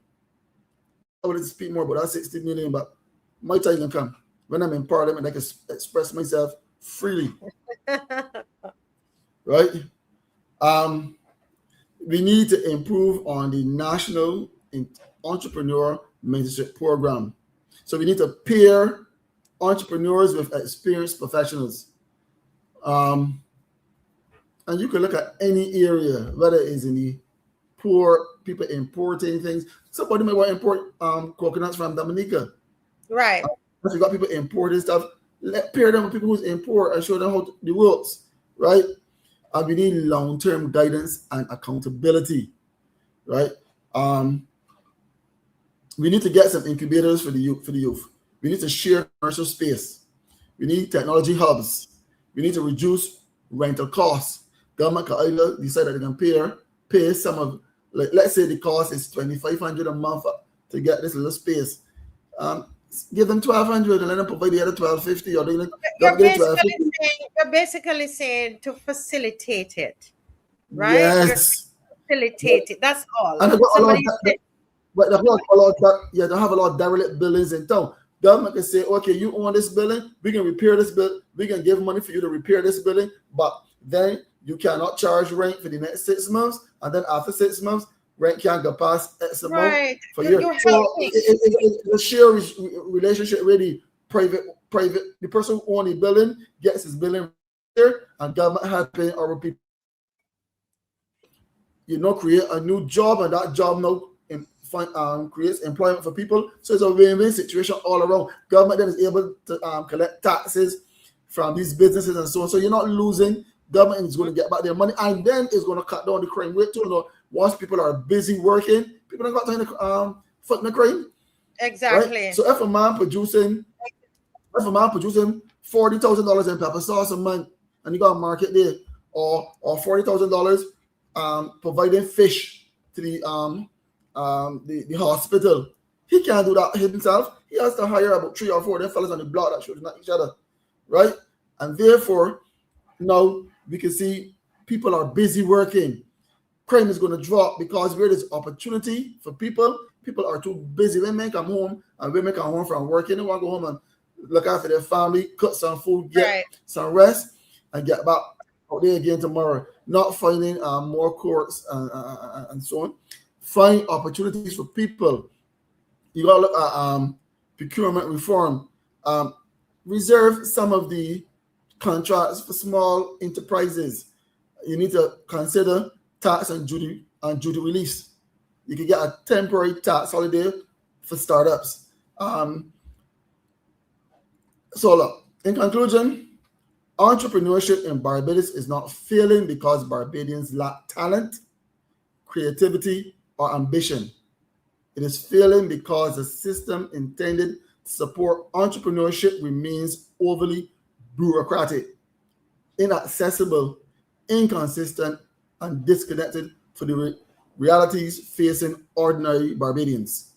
The current administration has mastered political presentation, but has failed to create a genuinely inclusive and empowering economic environment for small businesses.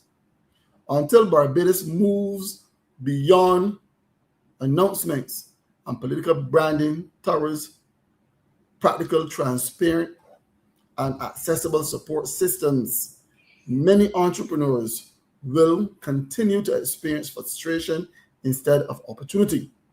Yeah. The survival of the Barbadian middle class, youth economic mobility, and long-term national prosperity may ultimately depend on whether this country finally decides to treat entrepreneurship not as a slogan, but as a national priority. Yeah. Marcia, that was a 100-meter sprint. Yeah. But the thing is this, as I said to you today, I think I sent you some of these sessions, we can break them in series so that you don't have to feel like you have to rush, and take it a little at a time. That's what I've been doing with the Carifesta files, because it's a lot of information. It's good information though. And I'm I listened to you, and I wrote down somewhere here that I said I'm going to say to you, well, we can't wait for you to be in a position to implement some of these things. And I do hope you are writing them down, what you've written, and that you're keeping them, because this was another great presentation. And thank you for continuing to care about the people. You don't even have a question for me? Because the time is gone. I wanted to ask you a question. However, I realized you wanted to think. So yeah, you wanted to get it out. But the reality is was I speaking too quickly?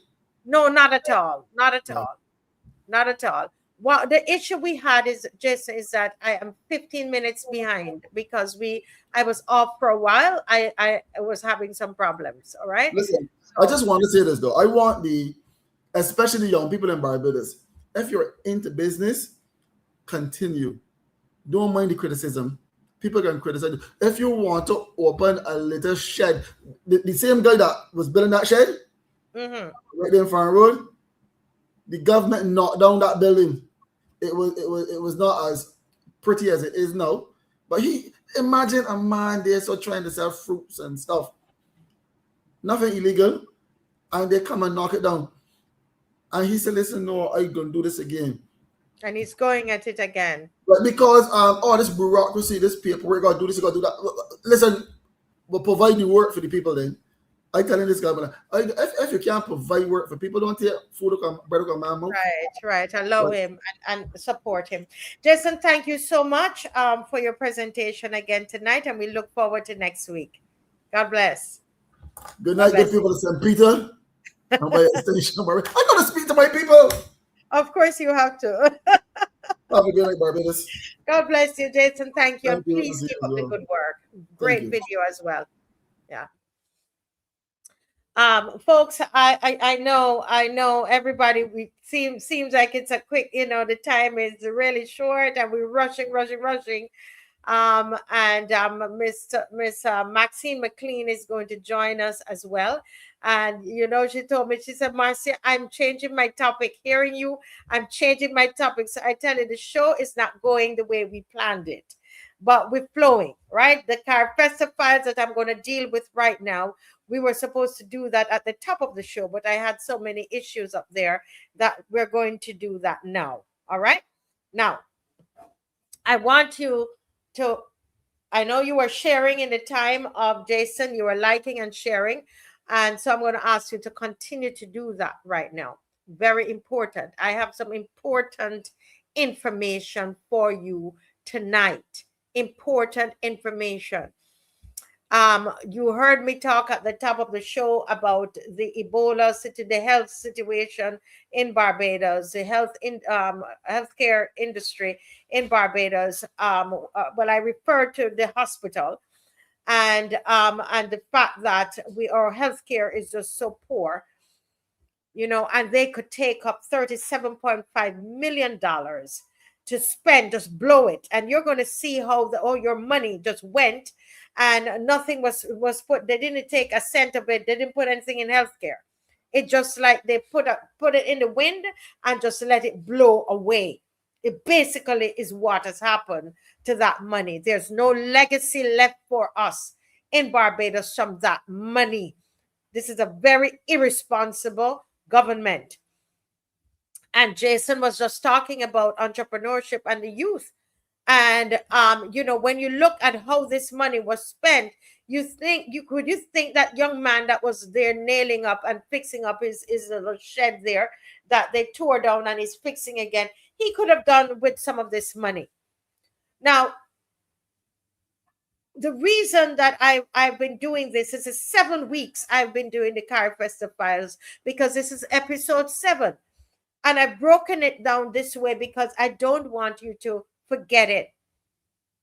I don't want them to think that you're going to stop talking about it. Now, today I saw a headline in the newspaper. I don't know if Dave can put that up really quickly. I'm going to have to go a mile a minute like Jason. Dave, if you could put that up for me on the screen. today I saw an article from it's the Nation newspaper. Let me see if it's the Nation while David's putting it up. Yeah, the Nation. And it says work on cultural facility at a standstill. Okay, Dave has it. It's coming up. Thank you, Dave. Thank you so much. Work on cultural facility at a standstill. Didn't I tell you this? Carifesta episode 5 and 6. I told you about this facility. I told you that it was going to be at a standstill. Who remember that? Who remember that? And the reason that I gave you, I told you to go and research the architect. Go and research the designer. Go and research that man from Ghana. And I told you about the cathedral that he was building how many years ago, and it's still unfinished in Ghana. How many of you remember that? Are we surprised? On this show, we should not be surprised at the cultural, somebody call it a biscuit box, and another person call it a full cube. Yes. Yes. Because I was showing you the track record of the engineer, of the architect, the designer. I showed you.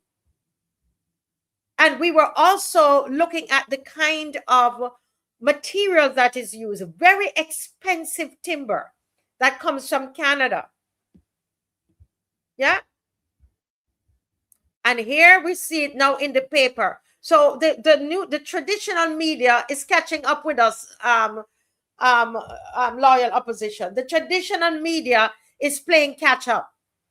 But we're happy that it's in the paper today, May 24th, and they are raising this as an issue, that the facility, work at the cultural facility is at a standstill. Right? And this is part of your $37.5 million. Not finished. Nobody, it can't use. Right? Now let's go to tonight, what I have for you tonight. All right? Tonight, this episode 7 is this number of completion, right? An important number. Tonight's episode may be one of the most important that we have done so far, right? We are no longer looking at the money, the contracts, spending, revenues, or the unfinished infrastructure. We're asking whether this investigation has exposed some deep institutional cracks. And these cracks that I'm talking about are inside the system, inside the management, inside the institutions that were responsible for the largest cultural expenditure in Barbados' history. You all realize that this is the largest cultural expenditure in the Barbados' history, you know. Now, I'm going to call you class. Now, class, do you remember which body, what's the name of the organization that governed and that managed Carifesta? Who remembers? What's the name of that organization?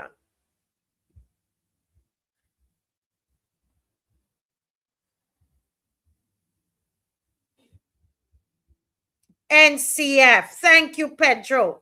Come to the front of the class. NCF is the name of that organization. NCF is who was, yes, Rocket, NCF responsible. Hold that in your thoughts. Did you like and share it? Important. Right? So new questions are emerging now about the restructuring at the NCF. Did you all hear about that? And those of you from government, all you have to do is tomorrow, you come out and you say what I am saying is not true. You can do that. I'm going to ask you a question. Is there restructuring happening at the NCF? Is the NCF is now hiring? Listen to this, everybody. Chat, listen to this. Viewers, listen to this. Listen to my question for them. Is the NCF now hiring a chief operating officer? Is the NCF hiring a chief operating officer?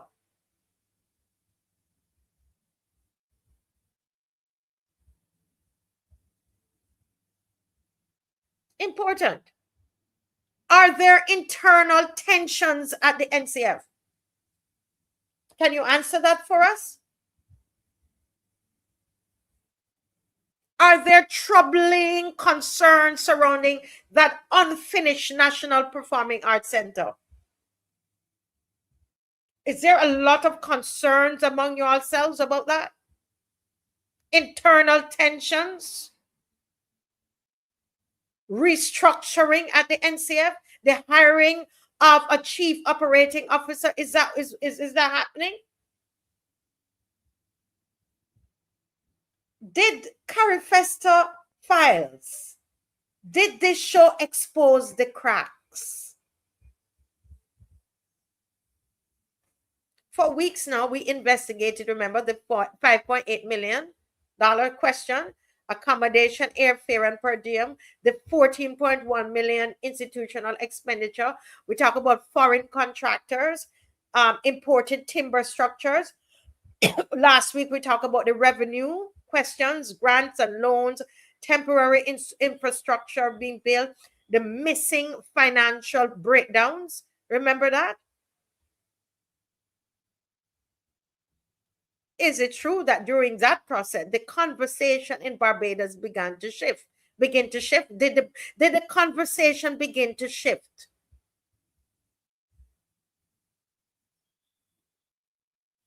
We were asking, where are the receipts? Where are the contracts? Where are the revenue statements? What exactly was built? What is permanent? What is unfinished? And now suddenly, it is being alleged. And I'm asking the question, NCF, are you hiring a COO? A chief operating officer? What does a chief, those of you, you're business people, a lot of you out there. What does a chief operating officer do?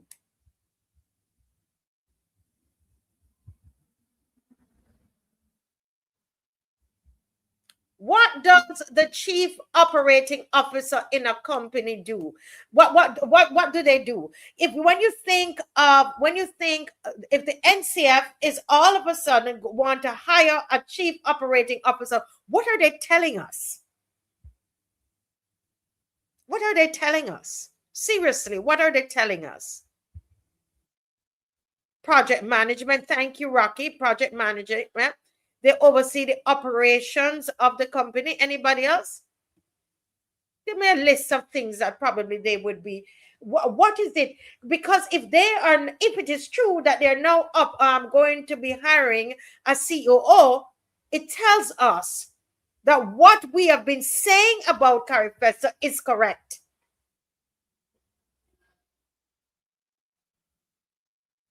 Yes? Yes. All projects include the budget.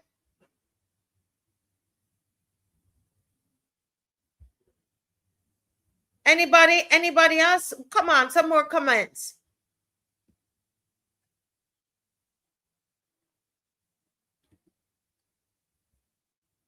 You see, the chief operating officer, we're talking about a major operational oversight position, basically. And all of us must ask, why no? Why no? All of a sudden? Think about it. Why no? A chief operating officer is not a what they would call a ceremonial position, you know. That's a worker. That is somebody who's going into, they said that the nook and crannies, right? They're working this thing, right? They're operating that wheel. Usually organizations create a COO positions when they believe that they need stronger systems, responsibilities of the chief operating officer, or operations oversight, procurement systems, financial reporting, event coordination, somebody said that, staffing management, strategic supervision, institutional accountability.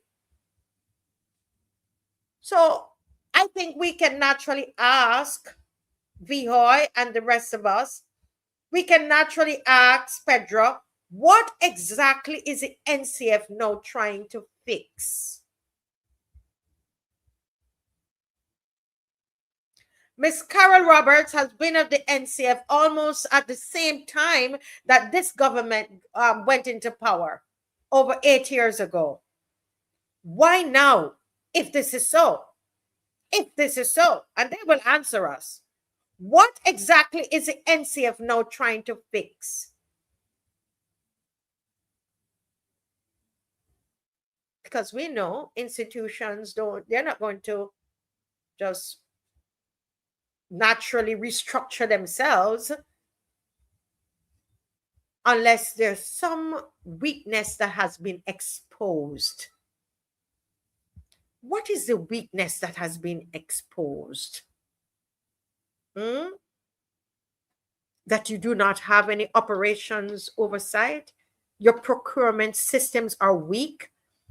We know about your financial reporting that it is poor. Your numbers didn't even add up, Carol Roberts, that you put out. You put out a number, told us a total, and when we added up, Carol Roberts, it did not add up.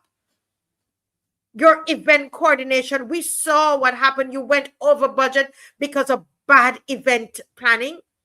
We saw it. We discussed it on the show during Carifesta, before Carifesta.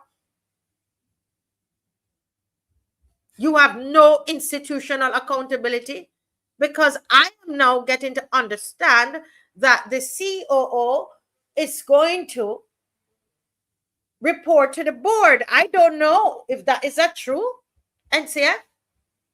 Why? And if that's so, why are they bypassing the Carol Roberts?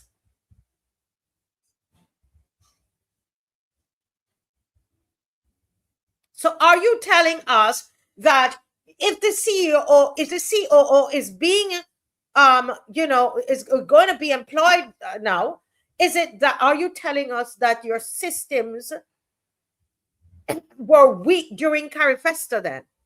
Are you admitting that?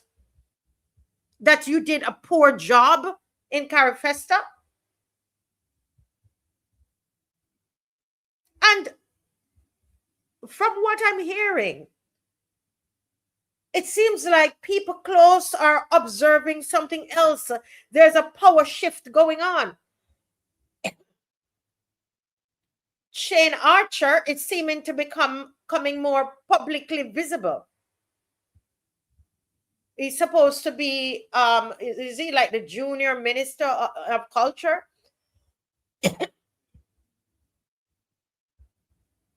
There's a power shift. Carol Roberts, is there a power shift? Is there a tension between you and your boss? The boss lady that said big things must come through her. Is there some tension going on there? And is it over Carifesta? Are you now, do you now have to take all the blame? I don't know. You and the boss lady fall out?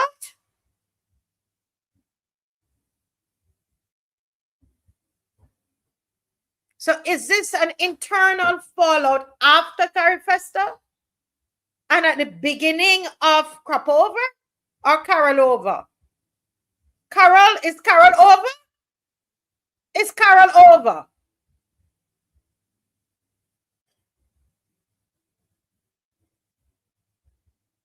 Is it true that there is a lot of mumbling about dissatisfaction with how Carifesta was managed? Because I'm hearing, folks, and only NCF can deny it. They can always deny it. I'm hearing that people are being paid 2 and 3 times by mistake. Stop laughing. You're making me laugh. It's a serious thing. I am being told that people are being paid 2 and 3 times by mistake. And there's some people have not been paid. If that is true, no wonder. No wonder it is being alleged that that they're getting a COO. Miss Roberts, what are you really doing up there at NCF though? Somebody had something in the chat that somebody should have been fired. Any normal circumstances, you know. This woman would have been fired long time, you know. And the Prime Minister would have been fired too. That's her friend that put her in that position. Incompetent. You understand?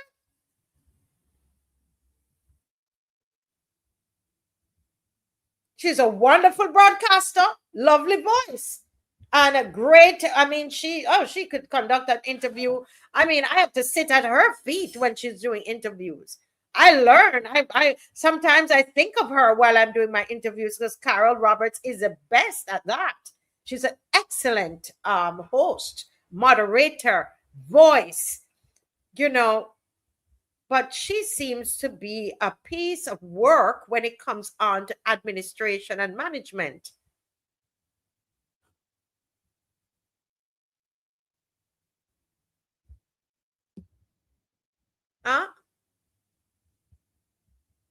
So this is really serious, you know. When people end up being paid 2 or 3 times, right? The same person for the same job, and people. If I hear that people who did not even work for Carifesta were getting paid. Dave, stop laughing. People, I'm trying to be professional here, Dave. Don't laugh. People who were paid, did not work for Carifesta. I am being told, it's being alleged that those people are being paid. This is madness.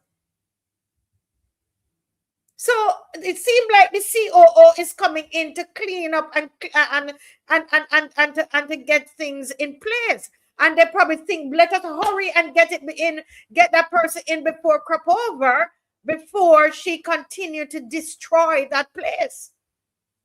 And I'm hearing, and again, and see if you're gonna have to say if it is true, but I am hearing from good sources that you, Carol Roberts, you're very upset about this CEO or COO coming in.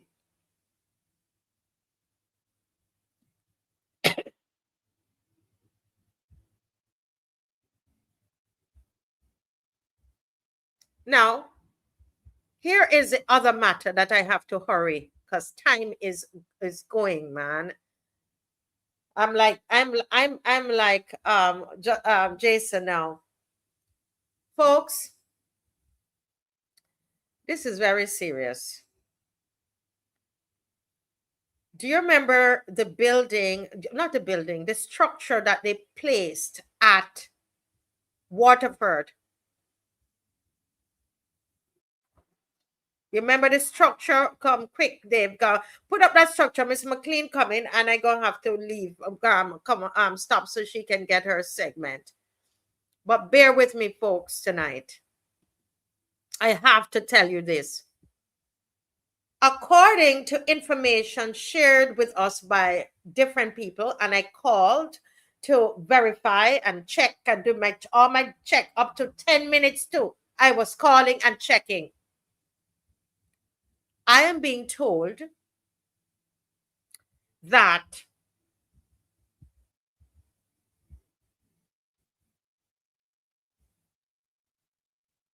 well, let me say it. I'm figuring how to say it. Persons connected to this facility said they were informed that concerns had been raised about this particular structure after, listen for this, guys, structural engineers examined the structure. Apparently, structural engineers examined the structure. They didn't seem to bring seem to have brought the structural engineers before they put up the structure. They brought them after, and I'm going to tell you why. There was an event that was supposed to be held at this particular place, and the people had been planning and doing site visits and so on. And apparently, when they were ready now to have their event, they were told that the Carifesta village can no longer accommodate their event because the structural engineer, it's being alleged that the structural engineer said you can't use that facility.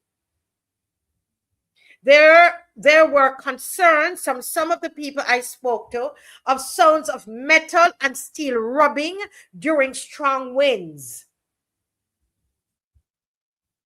You listen? This is your money.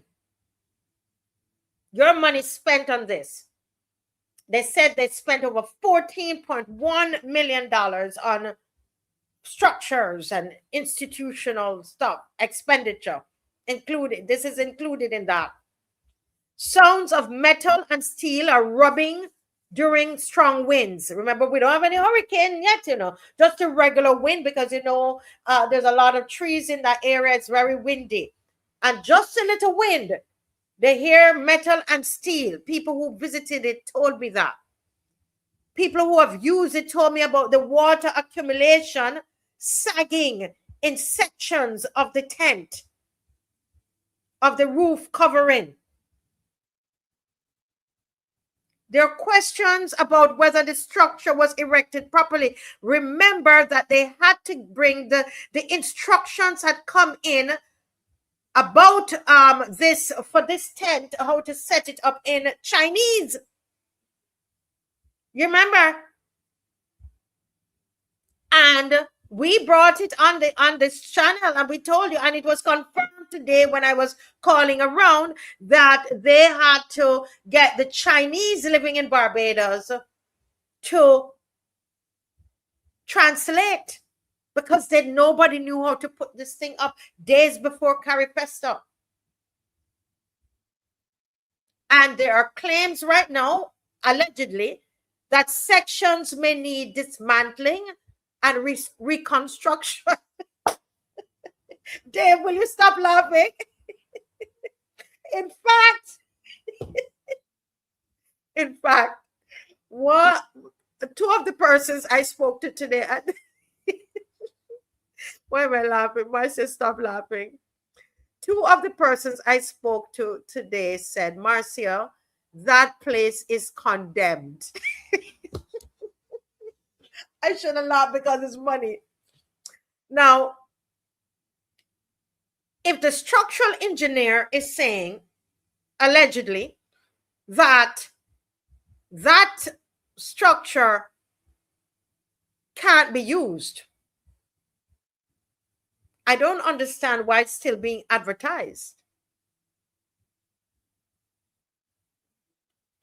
Dave and I were passing, and just outside we saw parts of the tent that lifted up, and Dave was saying, you should have your camera to go and capture. But I didn't know that it was, if these allegations are true, I didn't know it was that bad. Now, if these concerns raised here are true, the public deserve answers. All fun and joke aside, it's not funny, really. It's now no longer merely about money. This is now about public safety. When were the structural concerns identified? Was that structure ever deemed unsafe? Did you have structural engineers doing all of their work, the due diligence work on that structure before it was used? Were they ever consulted? Has that structure been certified to use? This is crazy. Is the venue presently safe for public events? Who signed off on this? Who signed off on it? Who inspected the works? Have you had to do corrective work since it's been established? Installed. It's a tense, so installed.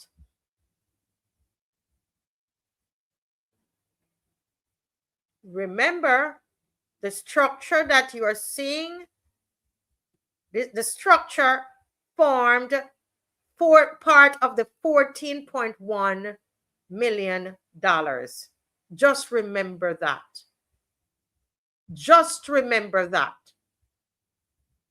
This structure here formed part of the $14.1 million spent. You know what is sad is to know that Barbadians went ahead and they gave this country, this government, another term. The public, we were told, the spending represented legacy. They said it was permanent cultural infrastructure. Huh? In fact, when you go online, you will see they have the National Performing Arts Center, and they only put the front of it. This is the one, the Folkup one. They don't tell people that it's not finished. They don't tell people that it's stalled. The Nation newspaper know it's stalled. And probably you will all believe now, because I've been talking about that for weeks. What is the current state of the legacy? Prime Minister Mia Mottley, Carol Roberts, Shane Archer. I know it seems like you all have tension. There's a lot of tension among you all. But forget that a little bit and answer the public. What exactly is the current state of that legacy that you are claiming that you've left from the 35.7 million? And did the Carifesta files help to expose those cracks?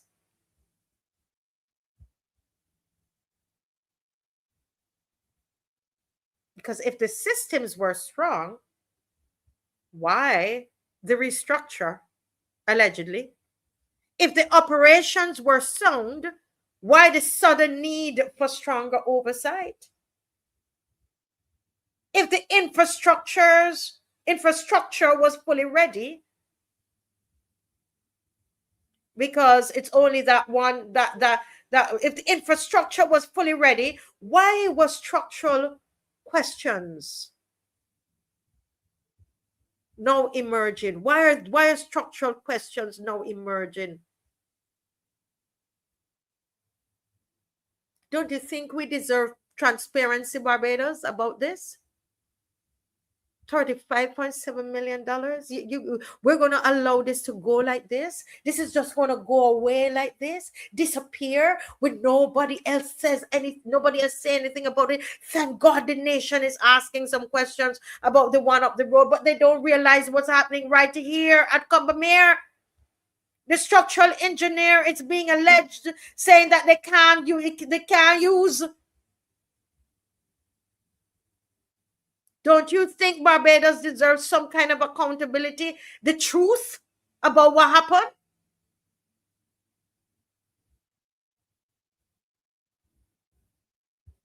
How deep do these cracks go? NCF, Carol Roberts, Mia Mottley, Shane Archer.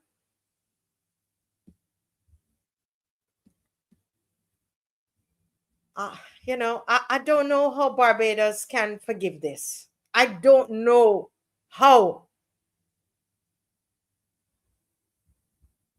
I don't know how Barbados can forgive this. I want to hear the explanation that they're going to give for this. You can forgive people, but you see these kind of situations, you can't forgive it. Let me bring Miss McLean in here. No. Miss McLean, you ready? Put your finger up if you're ready. Good evening, Miss 70-year-old young girl. What happened here? She dropped out? Oh, not hearing. Ah. All right, let's go out and come back again. Okay, we're having some trouble there. I need Miss McLean to come in. Miss McLean, go out and come back in. It's all internet trouble for the night. We're having Miss McLean tonight because she coming loaded. She come loaded tonight. Okay. Yes. Let me read some of your comments.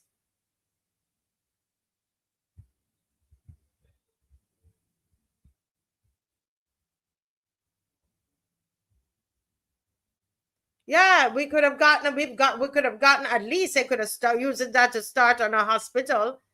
I tell you, people don't care about you. Huh? The people don't care about you. I'm telling you that. This is the structure that was left under Stephen Lashley. All of this structure, strong, left. Huh? And that is what they're telling us, that people can't even use it. This is disgraceful.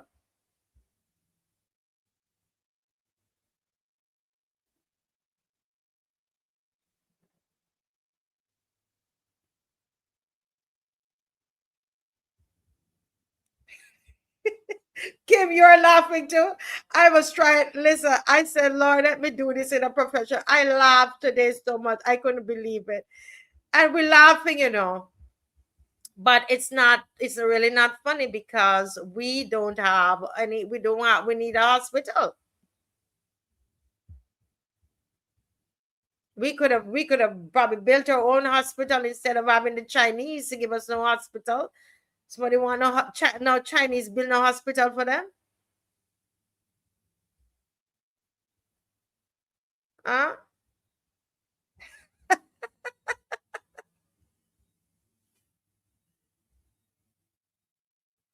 Oh Lord, yeah, it's all waste, complete waste. You would believe this kind of madness? You believe this kind of madness is going on here, guys? Somebody said, Dave, right to laugh. It sounds like bare confusion.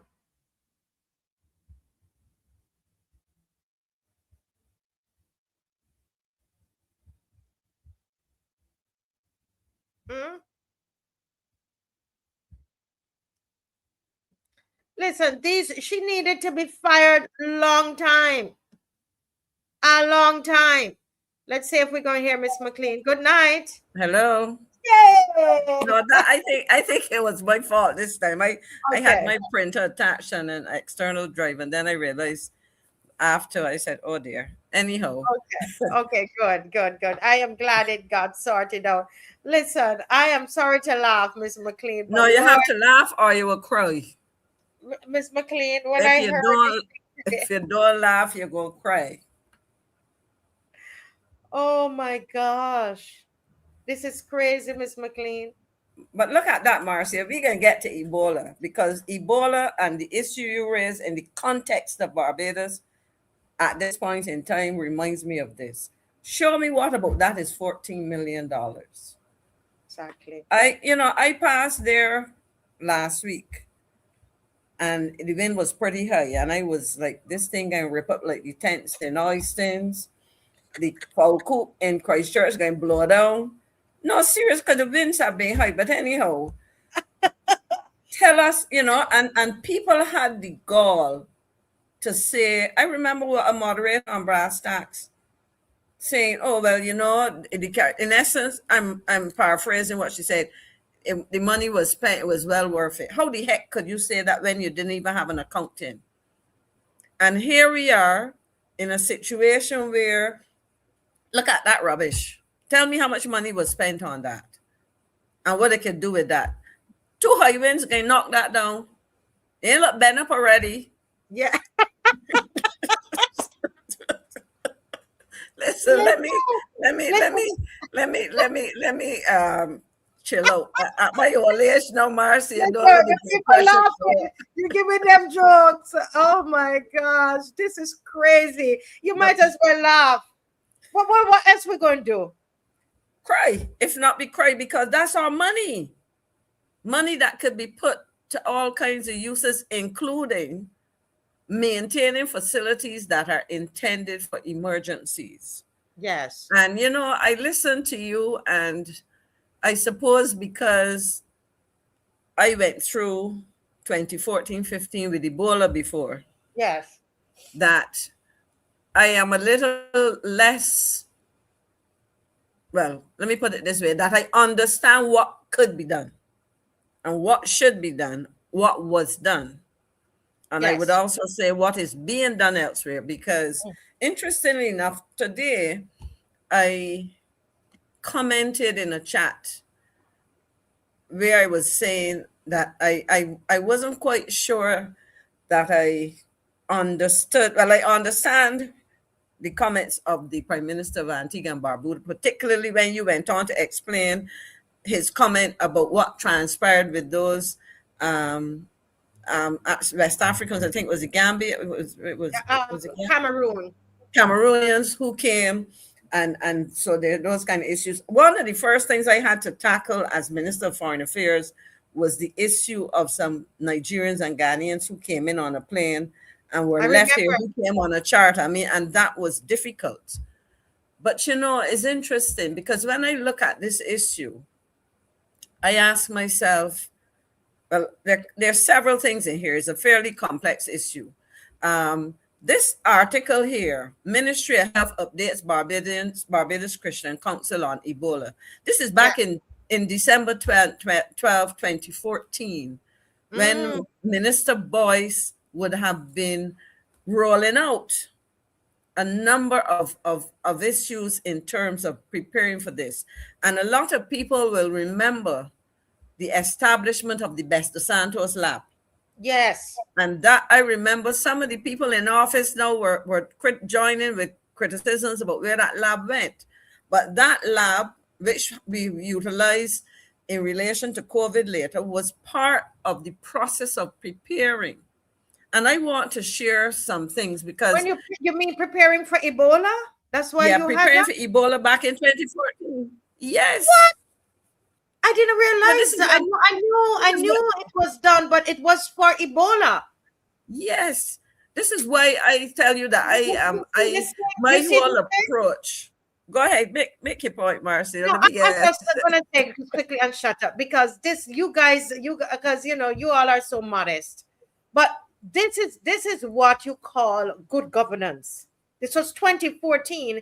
They did not even have a plane coming into Barbados, but they were preparing, and they built an entire lab preparing for Ebola in 2014. People, continue, Miss McLean, because they're modest. Let me read some things for you because that as you know, I had prepared a totally different topic.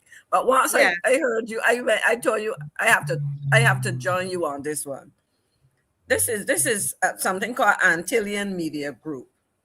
New York, October 5th, 2014. The recent diagnosis of Ebola in the United States has sparked the realization that the disease's risk to the Caribbean is now much closer than ever before.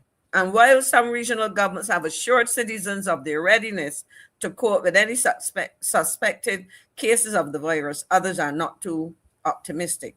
The Caribbean Public Health Agency, CARFA, based in Trinidad, stated that along with chikungunya control, preparation for eventual Ebola virus cases is among its top public health priorities in the Caribbean region. And then it went through the executive director of Carifesta, Dr. James Hospitalis, said there's no room for complacency. And we at Carifesta continue to work with our member states and our partners to bolster preparation. And then it went through a number of islands. St. Vincent and the Grenadines was the first island to report a possible Ebola scare in September. And they went on to talk about that. Then I'm looking for, they referred to Barbados.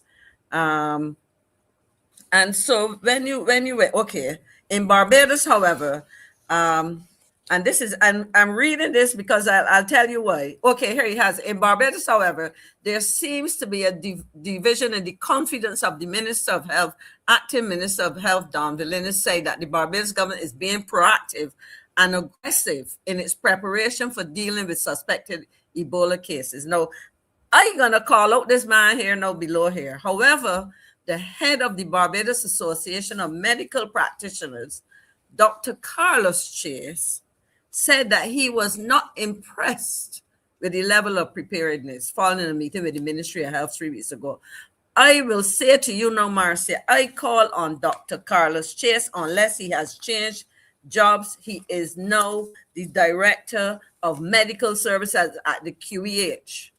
Tell me, Dr. Chase, when you sought to be very critical of the then Minister of Health and the then Democratic Labour Party administration, and I have to emphasize this, what can you tell Barbadians is the level of preparedness of this government and you as Director of Medical Services tell us about what is happening at the QEH, and by extension, where are we with something such? What is the state of the Best Dos Santos lab?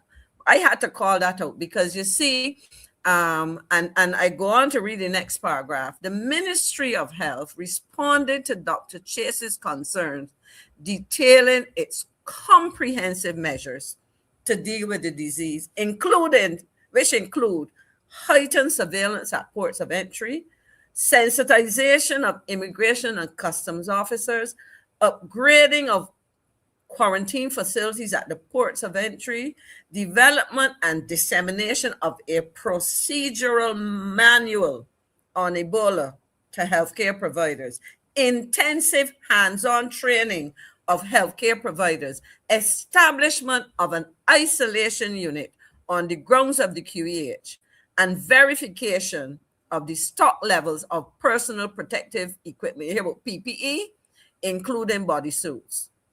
So I could go on. Then it talked about travel restrictions, because I remember Cabinet was briefed about this, and we were told then, I actually went and picked up my passport, because as Foreign Minister, I travel quite a bit. We were told then to restrict any travel to West Africa unless it was absolutely essential because of that. Now, I've highlighted this for Barbadians, because if you go back, all the information I pulled up, I was able to retrieve from news items covered in the media.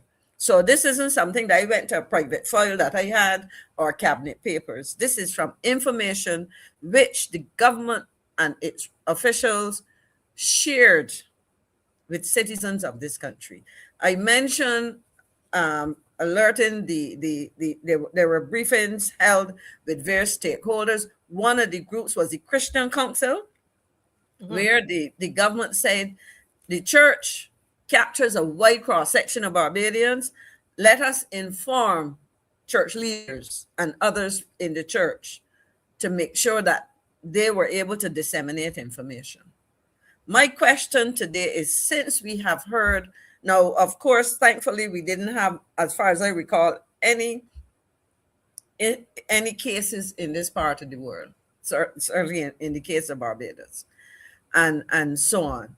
Now, my question is, what have we heard other than news reports saying that there's been an outbreak and the kind of statistics that you shared just now?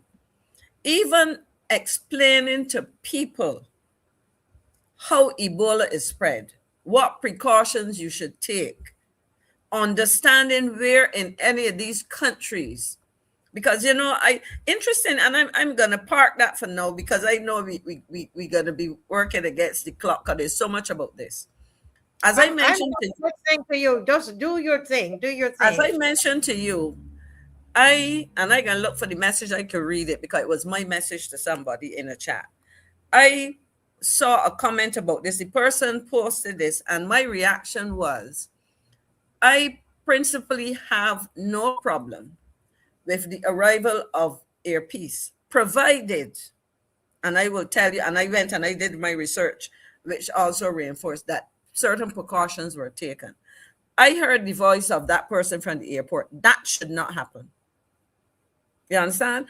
The reality is that you will get that reaction because it is coming from the continent. But as you mentioned, the continent is large and so on.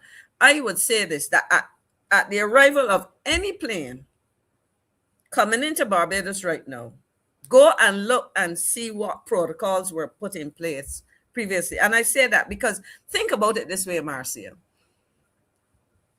An American going to Uganda, because Uganda has reported some cases, or going to the Democratic Republic of Congo, that's where Ebola, the cases were identified first, etc.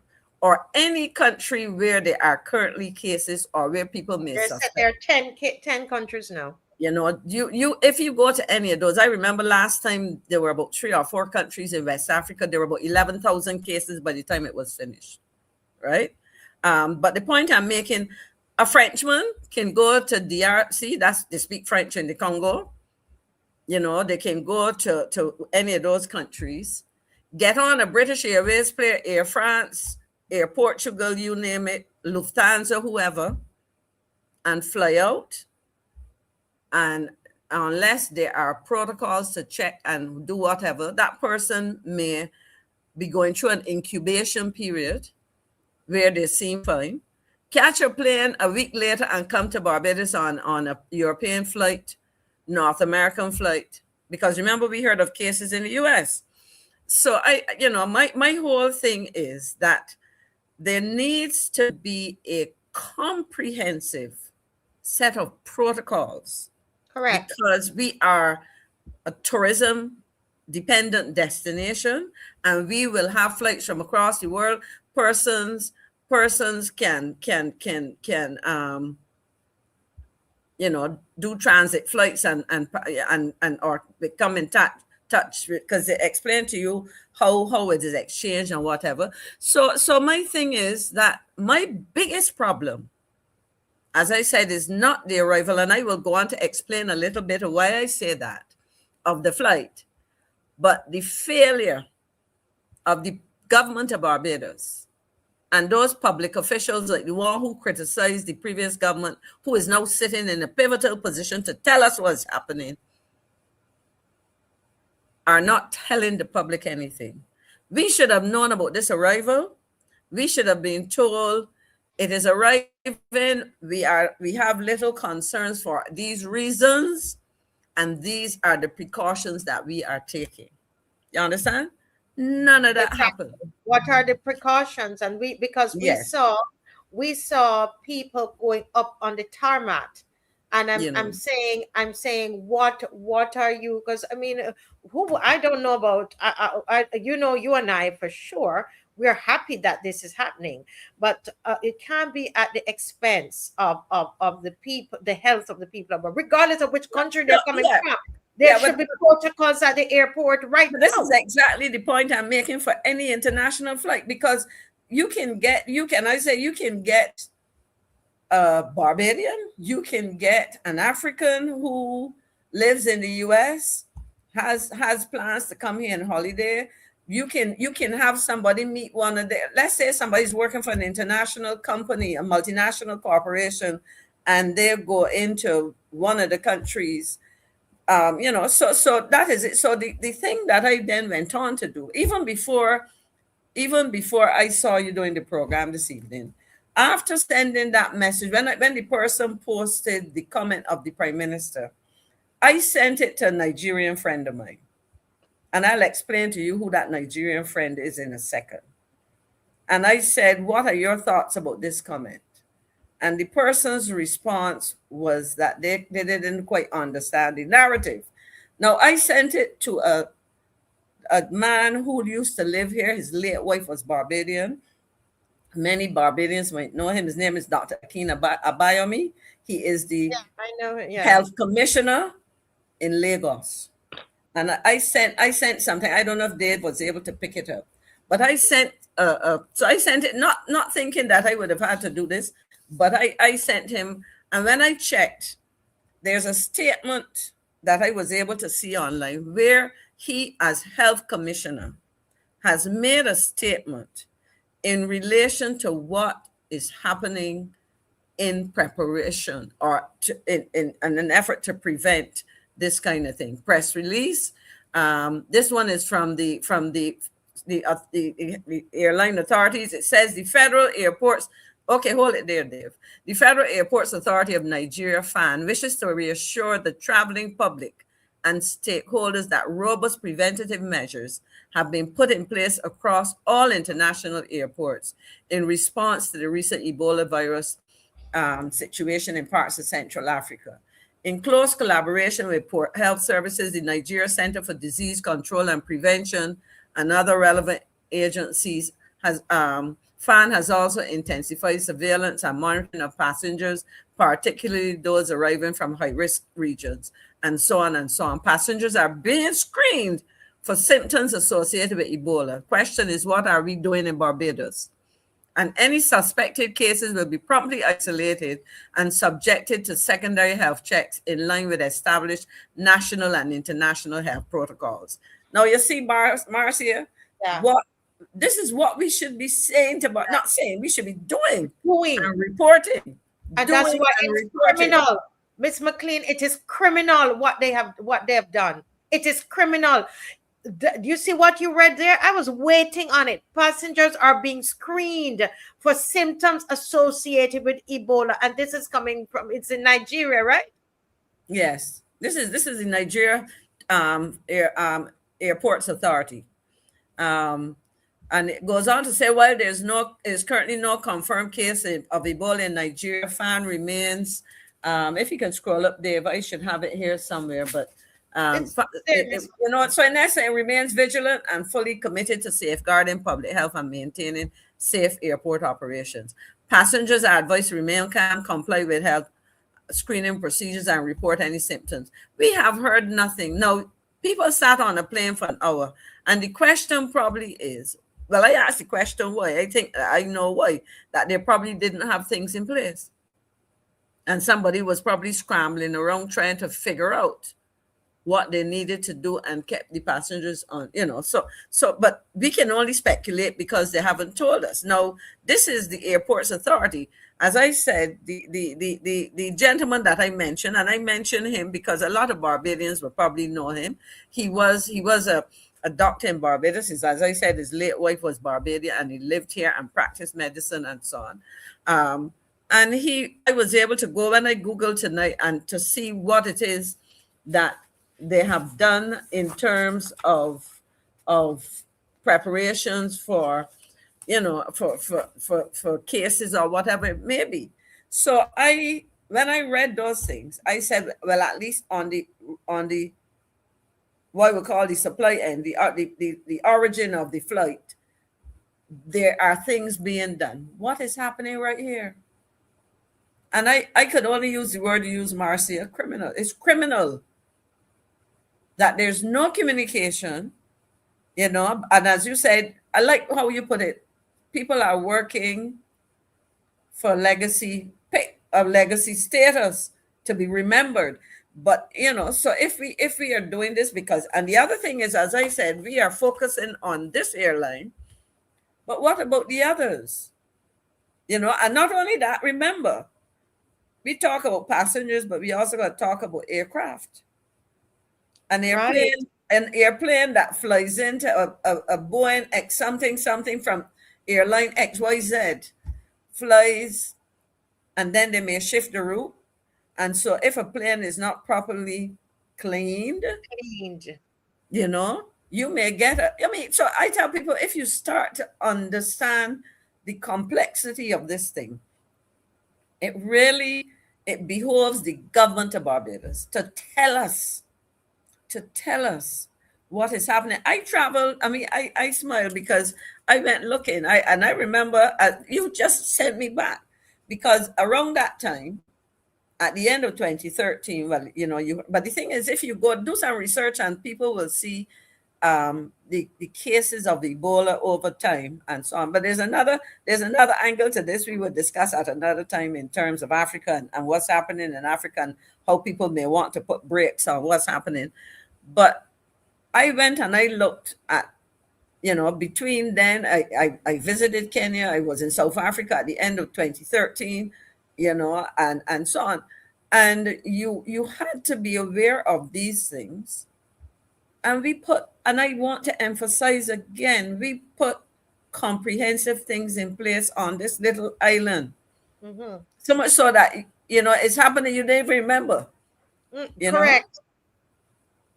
And it is worrisome. And you know what's the irony about this whole thing, Marcia? They ain't got to go far to find out what to do.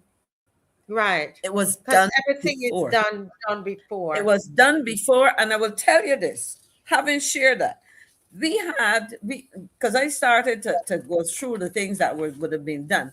We had a visit. This would have been in November 2014. A 10-member team from the Pan American Health Organization, World Health Organization, PAHO, came here to observe what was happening. And this was what was reported in the media, cross media, November 14, 2014. On the heels of an assessment of the island's response to the Ebola virus disease by a 10-member team from the Pan American Health Organization / World Health Organization, Minister of Health John Boyce today reported that the delegation was impressed with the level of preparedness stakeholders had attained in a short period.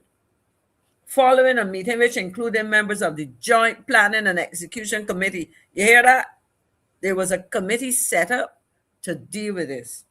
Mr. Boyce outlined that the next step was to coordinate, listen to this carefully, a national simulation exercise. So in other words, you understand? This is from a much maligned government. He noted that the ministry had the necessary protocols in place, and efforts will now concentrate on fine-tuning those protocols and the processes to ensure maximum safety and effectiveness for workers. So we had training for staff, for employee training, for workers at the ports of entry, to equip frontline workers to identify anyone who might come into the island from an endemic area and who might have been in contact with the virus. There were 2 quarantine centers at the airport and seaport being upgraded, and the isolation unit at Emor was now fully operational. You understand? So there was a public sensitization program. There were simulation exercises. There was training. And I can tell you that as I said, there were cabinet briefings and there were some travel restrictions that were put in place to ensure that, there was monitoring by the National Security Council. And I can tell you about that because I sat on it for 10 years. Yeah. Ms. McLean, I'm so glad that you came on, because you weren't supposed to be on. You were supposed to be on last Monday, but you had some things and you couldn't. Mm-hmm. And I'm so glad that we worked it out. There's Dr. Abayami in the middle. Yes, and I remember it's right. When we went to South Africa, we stayed with them actually. Right. Well, yeah, I forgot that you know him. Yes. But what I'm saying is that I think it's also important, because I still am seeing comments in the chat, for Barbadians to understand, and I plead with you. We pray nothing comes here, but I plead with Barbadians to please separate the what am I calling it now? The reasons that you think it's happening. There's a term I want to the theory that you have, or you might think that, they are doing something to Africa, which I believe as well. But it's And happening. That's what we got to deal with. yeah, what I want, Miss McLean, is for Barbadians to understand that the virus itself is something real and dangerous. And dangerous. So I can't come on here and talk about, any other theory. And don't mention that, because I don't want you to think, because a lot of people online are telling me, Marcia, take down that post. They're tricking all of us. That's not true. That's not true. Yeah, that's Nobody very tricking serious. anybody. That is very, very serious. It is a serious disease. And that's why tomorrow night, God willing, we're going to have a doctor on here to go through the symptoms with you and about Ebola. It is real. Whether I believe it's something that they're manufacturing something right now. I believe that something's happening, right? It's nothing manufactured. It is very much an illness, a disease. I mean is that the intentions behind it. Right. They're creating an issue for Africa. So if you understand what I'm saying. But so meanwhile, we got to deal with the possibility that we may have to deal with cases of the thing. Yes, that's a real thing. It's a real thing. Please take it seriously. Dave, you have something there from the Bahamas before we go. Can we put that up and read it? I didn't read it ahead of time, but we do crowd investigating. That's what I am calling it on here, and our crowd researching. And somebody sent this to me. Thank God for them. And it says here, no, Dave, the one from Bahamas. Okay, let me resend that to you. Meanwhile, we can probably read that while you're sending this one. Yes. Yeah. This says the Lagos state government has intensified surveillance and border health screening following the worsening Ebola disease outbreak in Central and East Africa, where at least 175 deaths have been recorded from about 700 suspected cases. Meanwhile, the state government has advised Lagosians who have contact with travelers from affected areas and are experiencing symptoms to call 767 or 112 or contact the state epidemiologist at a particular number. The outbreak, currently limited to Congo and Uganda, has triggered a public health emergency of international concern declaration by the World Health Organization amid concerns over difficult terrain, etc. Disclosing this yesterday, the Lagos State Commissioner for Health, Professor Akin Abayomi, is in a Abayomi as he just Abayomi or but it's Abayomi as he calls it. In a post on his X handle, assured residents that no suspected or confirmed case of Ebola has been recorded in the state. So that Marcia, just reinforces the question: what is Barbados doing? What has the government done? Why have we not heard from them on this? Yes, very serious. And I'm waiting on Dave to put up the Bahamas. Let me see if I can start to read that, because time is going. It's 9:58. Okay, it's coming up. Okay, it's an audio. Okay, go ahead, Dave, please. Okay, he's going again and coming. But it's important. We have to stay on top of it. We have to research it on your own. Nothing is, the best thing is to read about it for yourself and figure out what you're going to do to prepare, just in case. Go ahead, Dave. Thanks. Bahamas.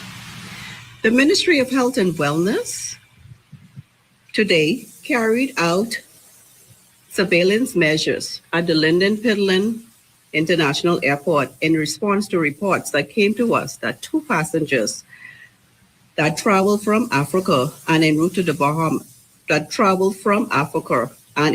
Bahamas. These passengers had a history of being in the Democratic Republic of Congo for approximately 3 weeks, then traveled to Ethiopia and then to the Bahamas via Heathrow Airport. Teams from the Ministry of Health and Wellness operationalized the health protocol, which included placing the two passengers into isolation. After the 2 passengers were placed into isolation, key actions were taken in keeping with the Ministry of Health and Wellness protocols. Key actions included enhanced contact tracing information was obtained from all passengers and crew. Further assessments will be managed according to established national and international guidelines.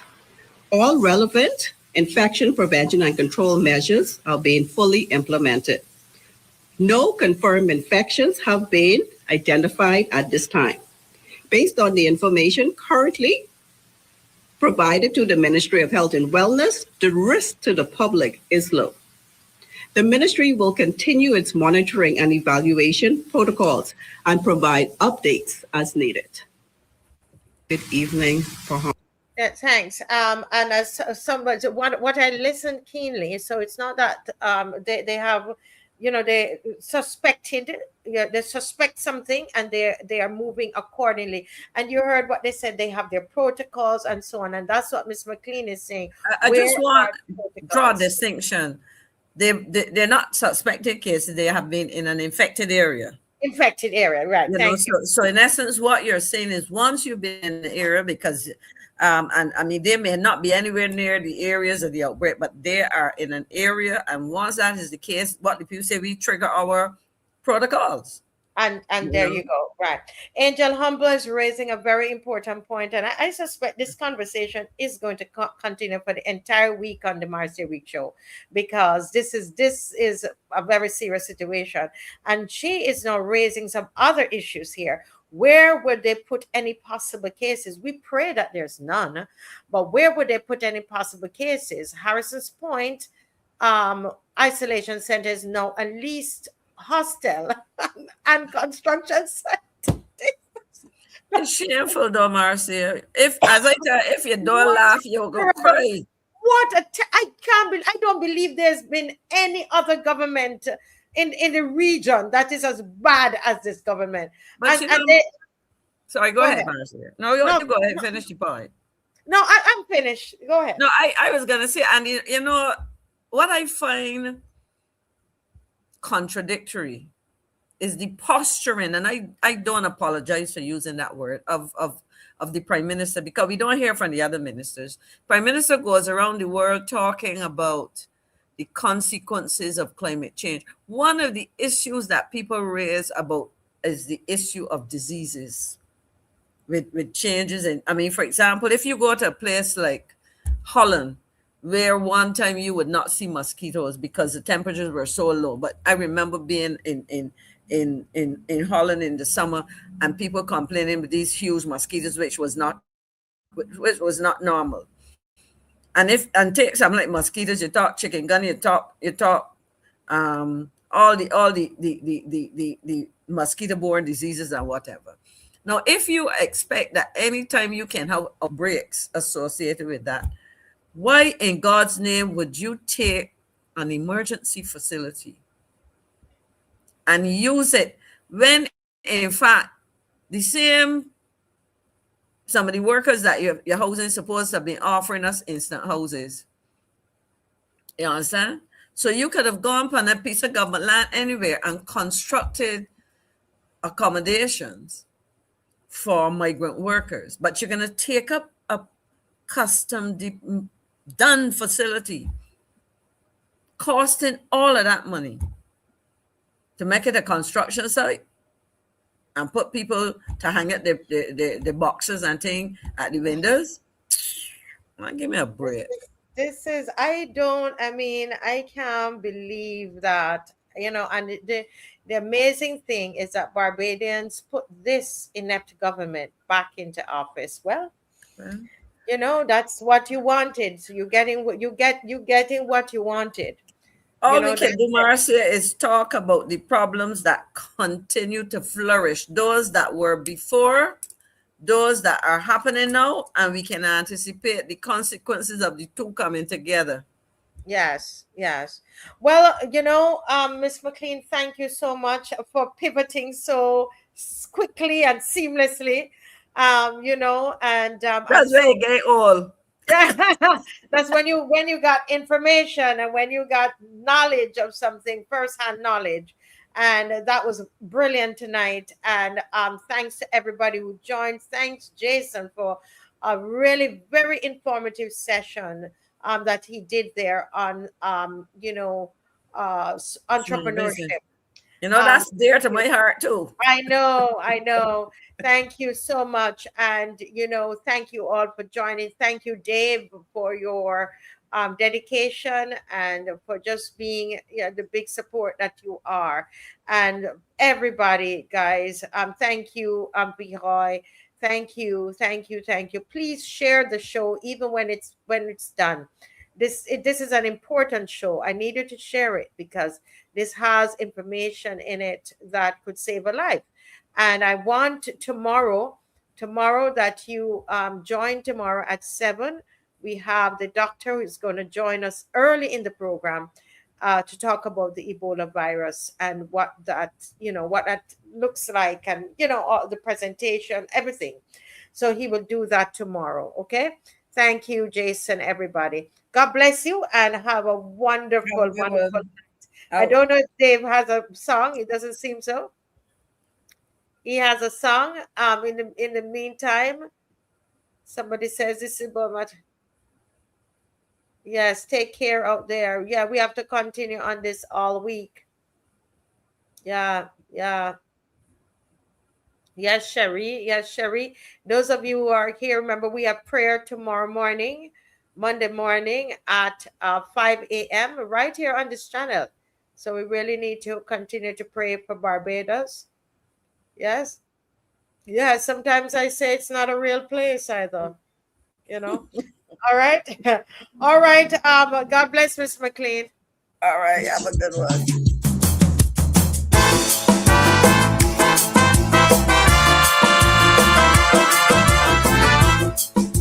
Fire! Ronnie Clark. The Vibe Patrol. Oh, shit.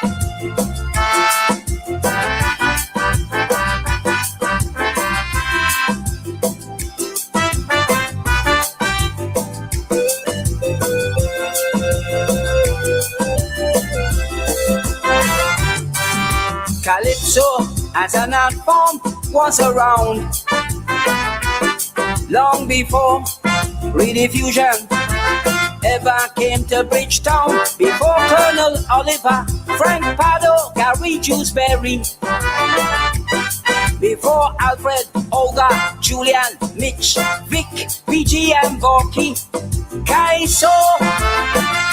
They used to support. Last year, one man proceeded to make sport, banning a song about Carol Roberts that wasn't right, but had the audacity to play the song on finals night. They think that Bajan's foolish when it comes to the media, firing a known broadcaster who sings calypso.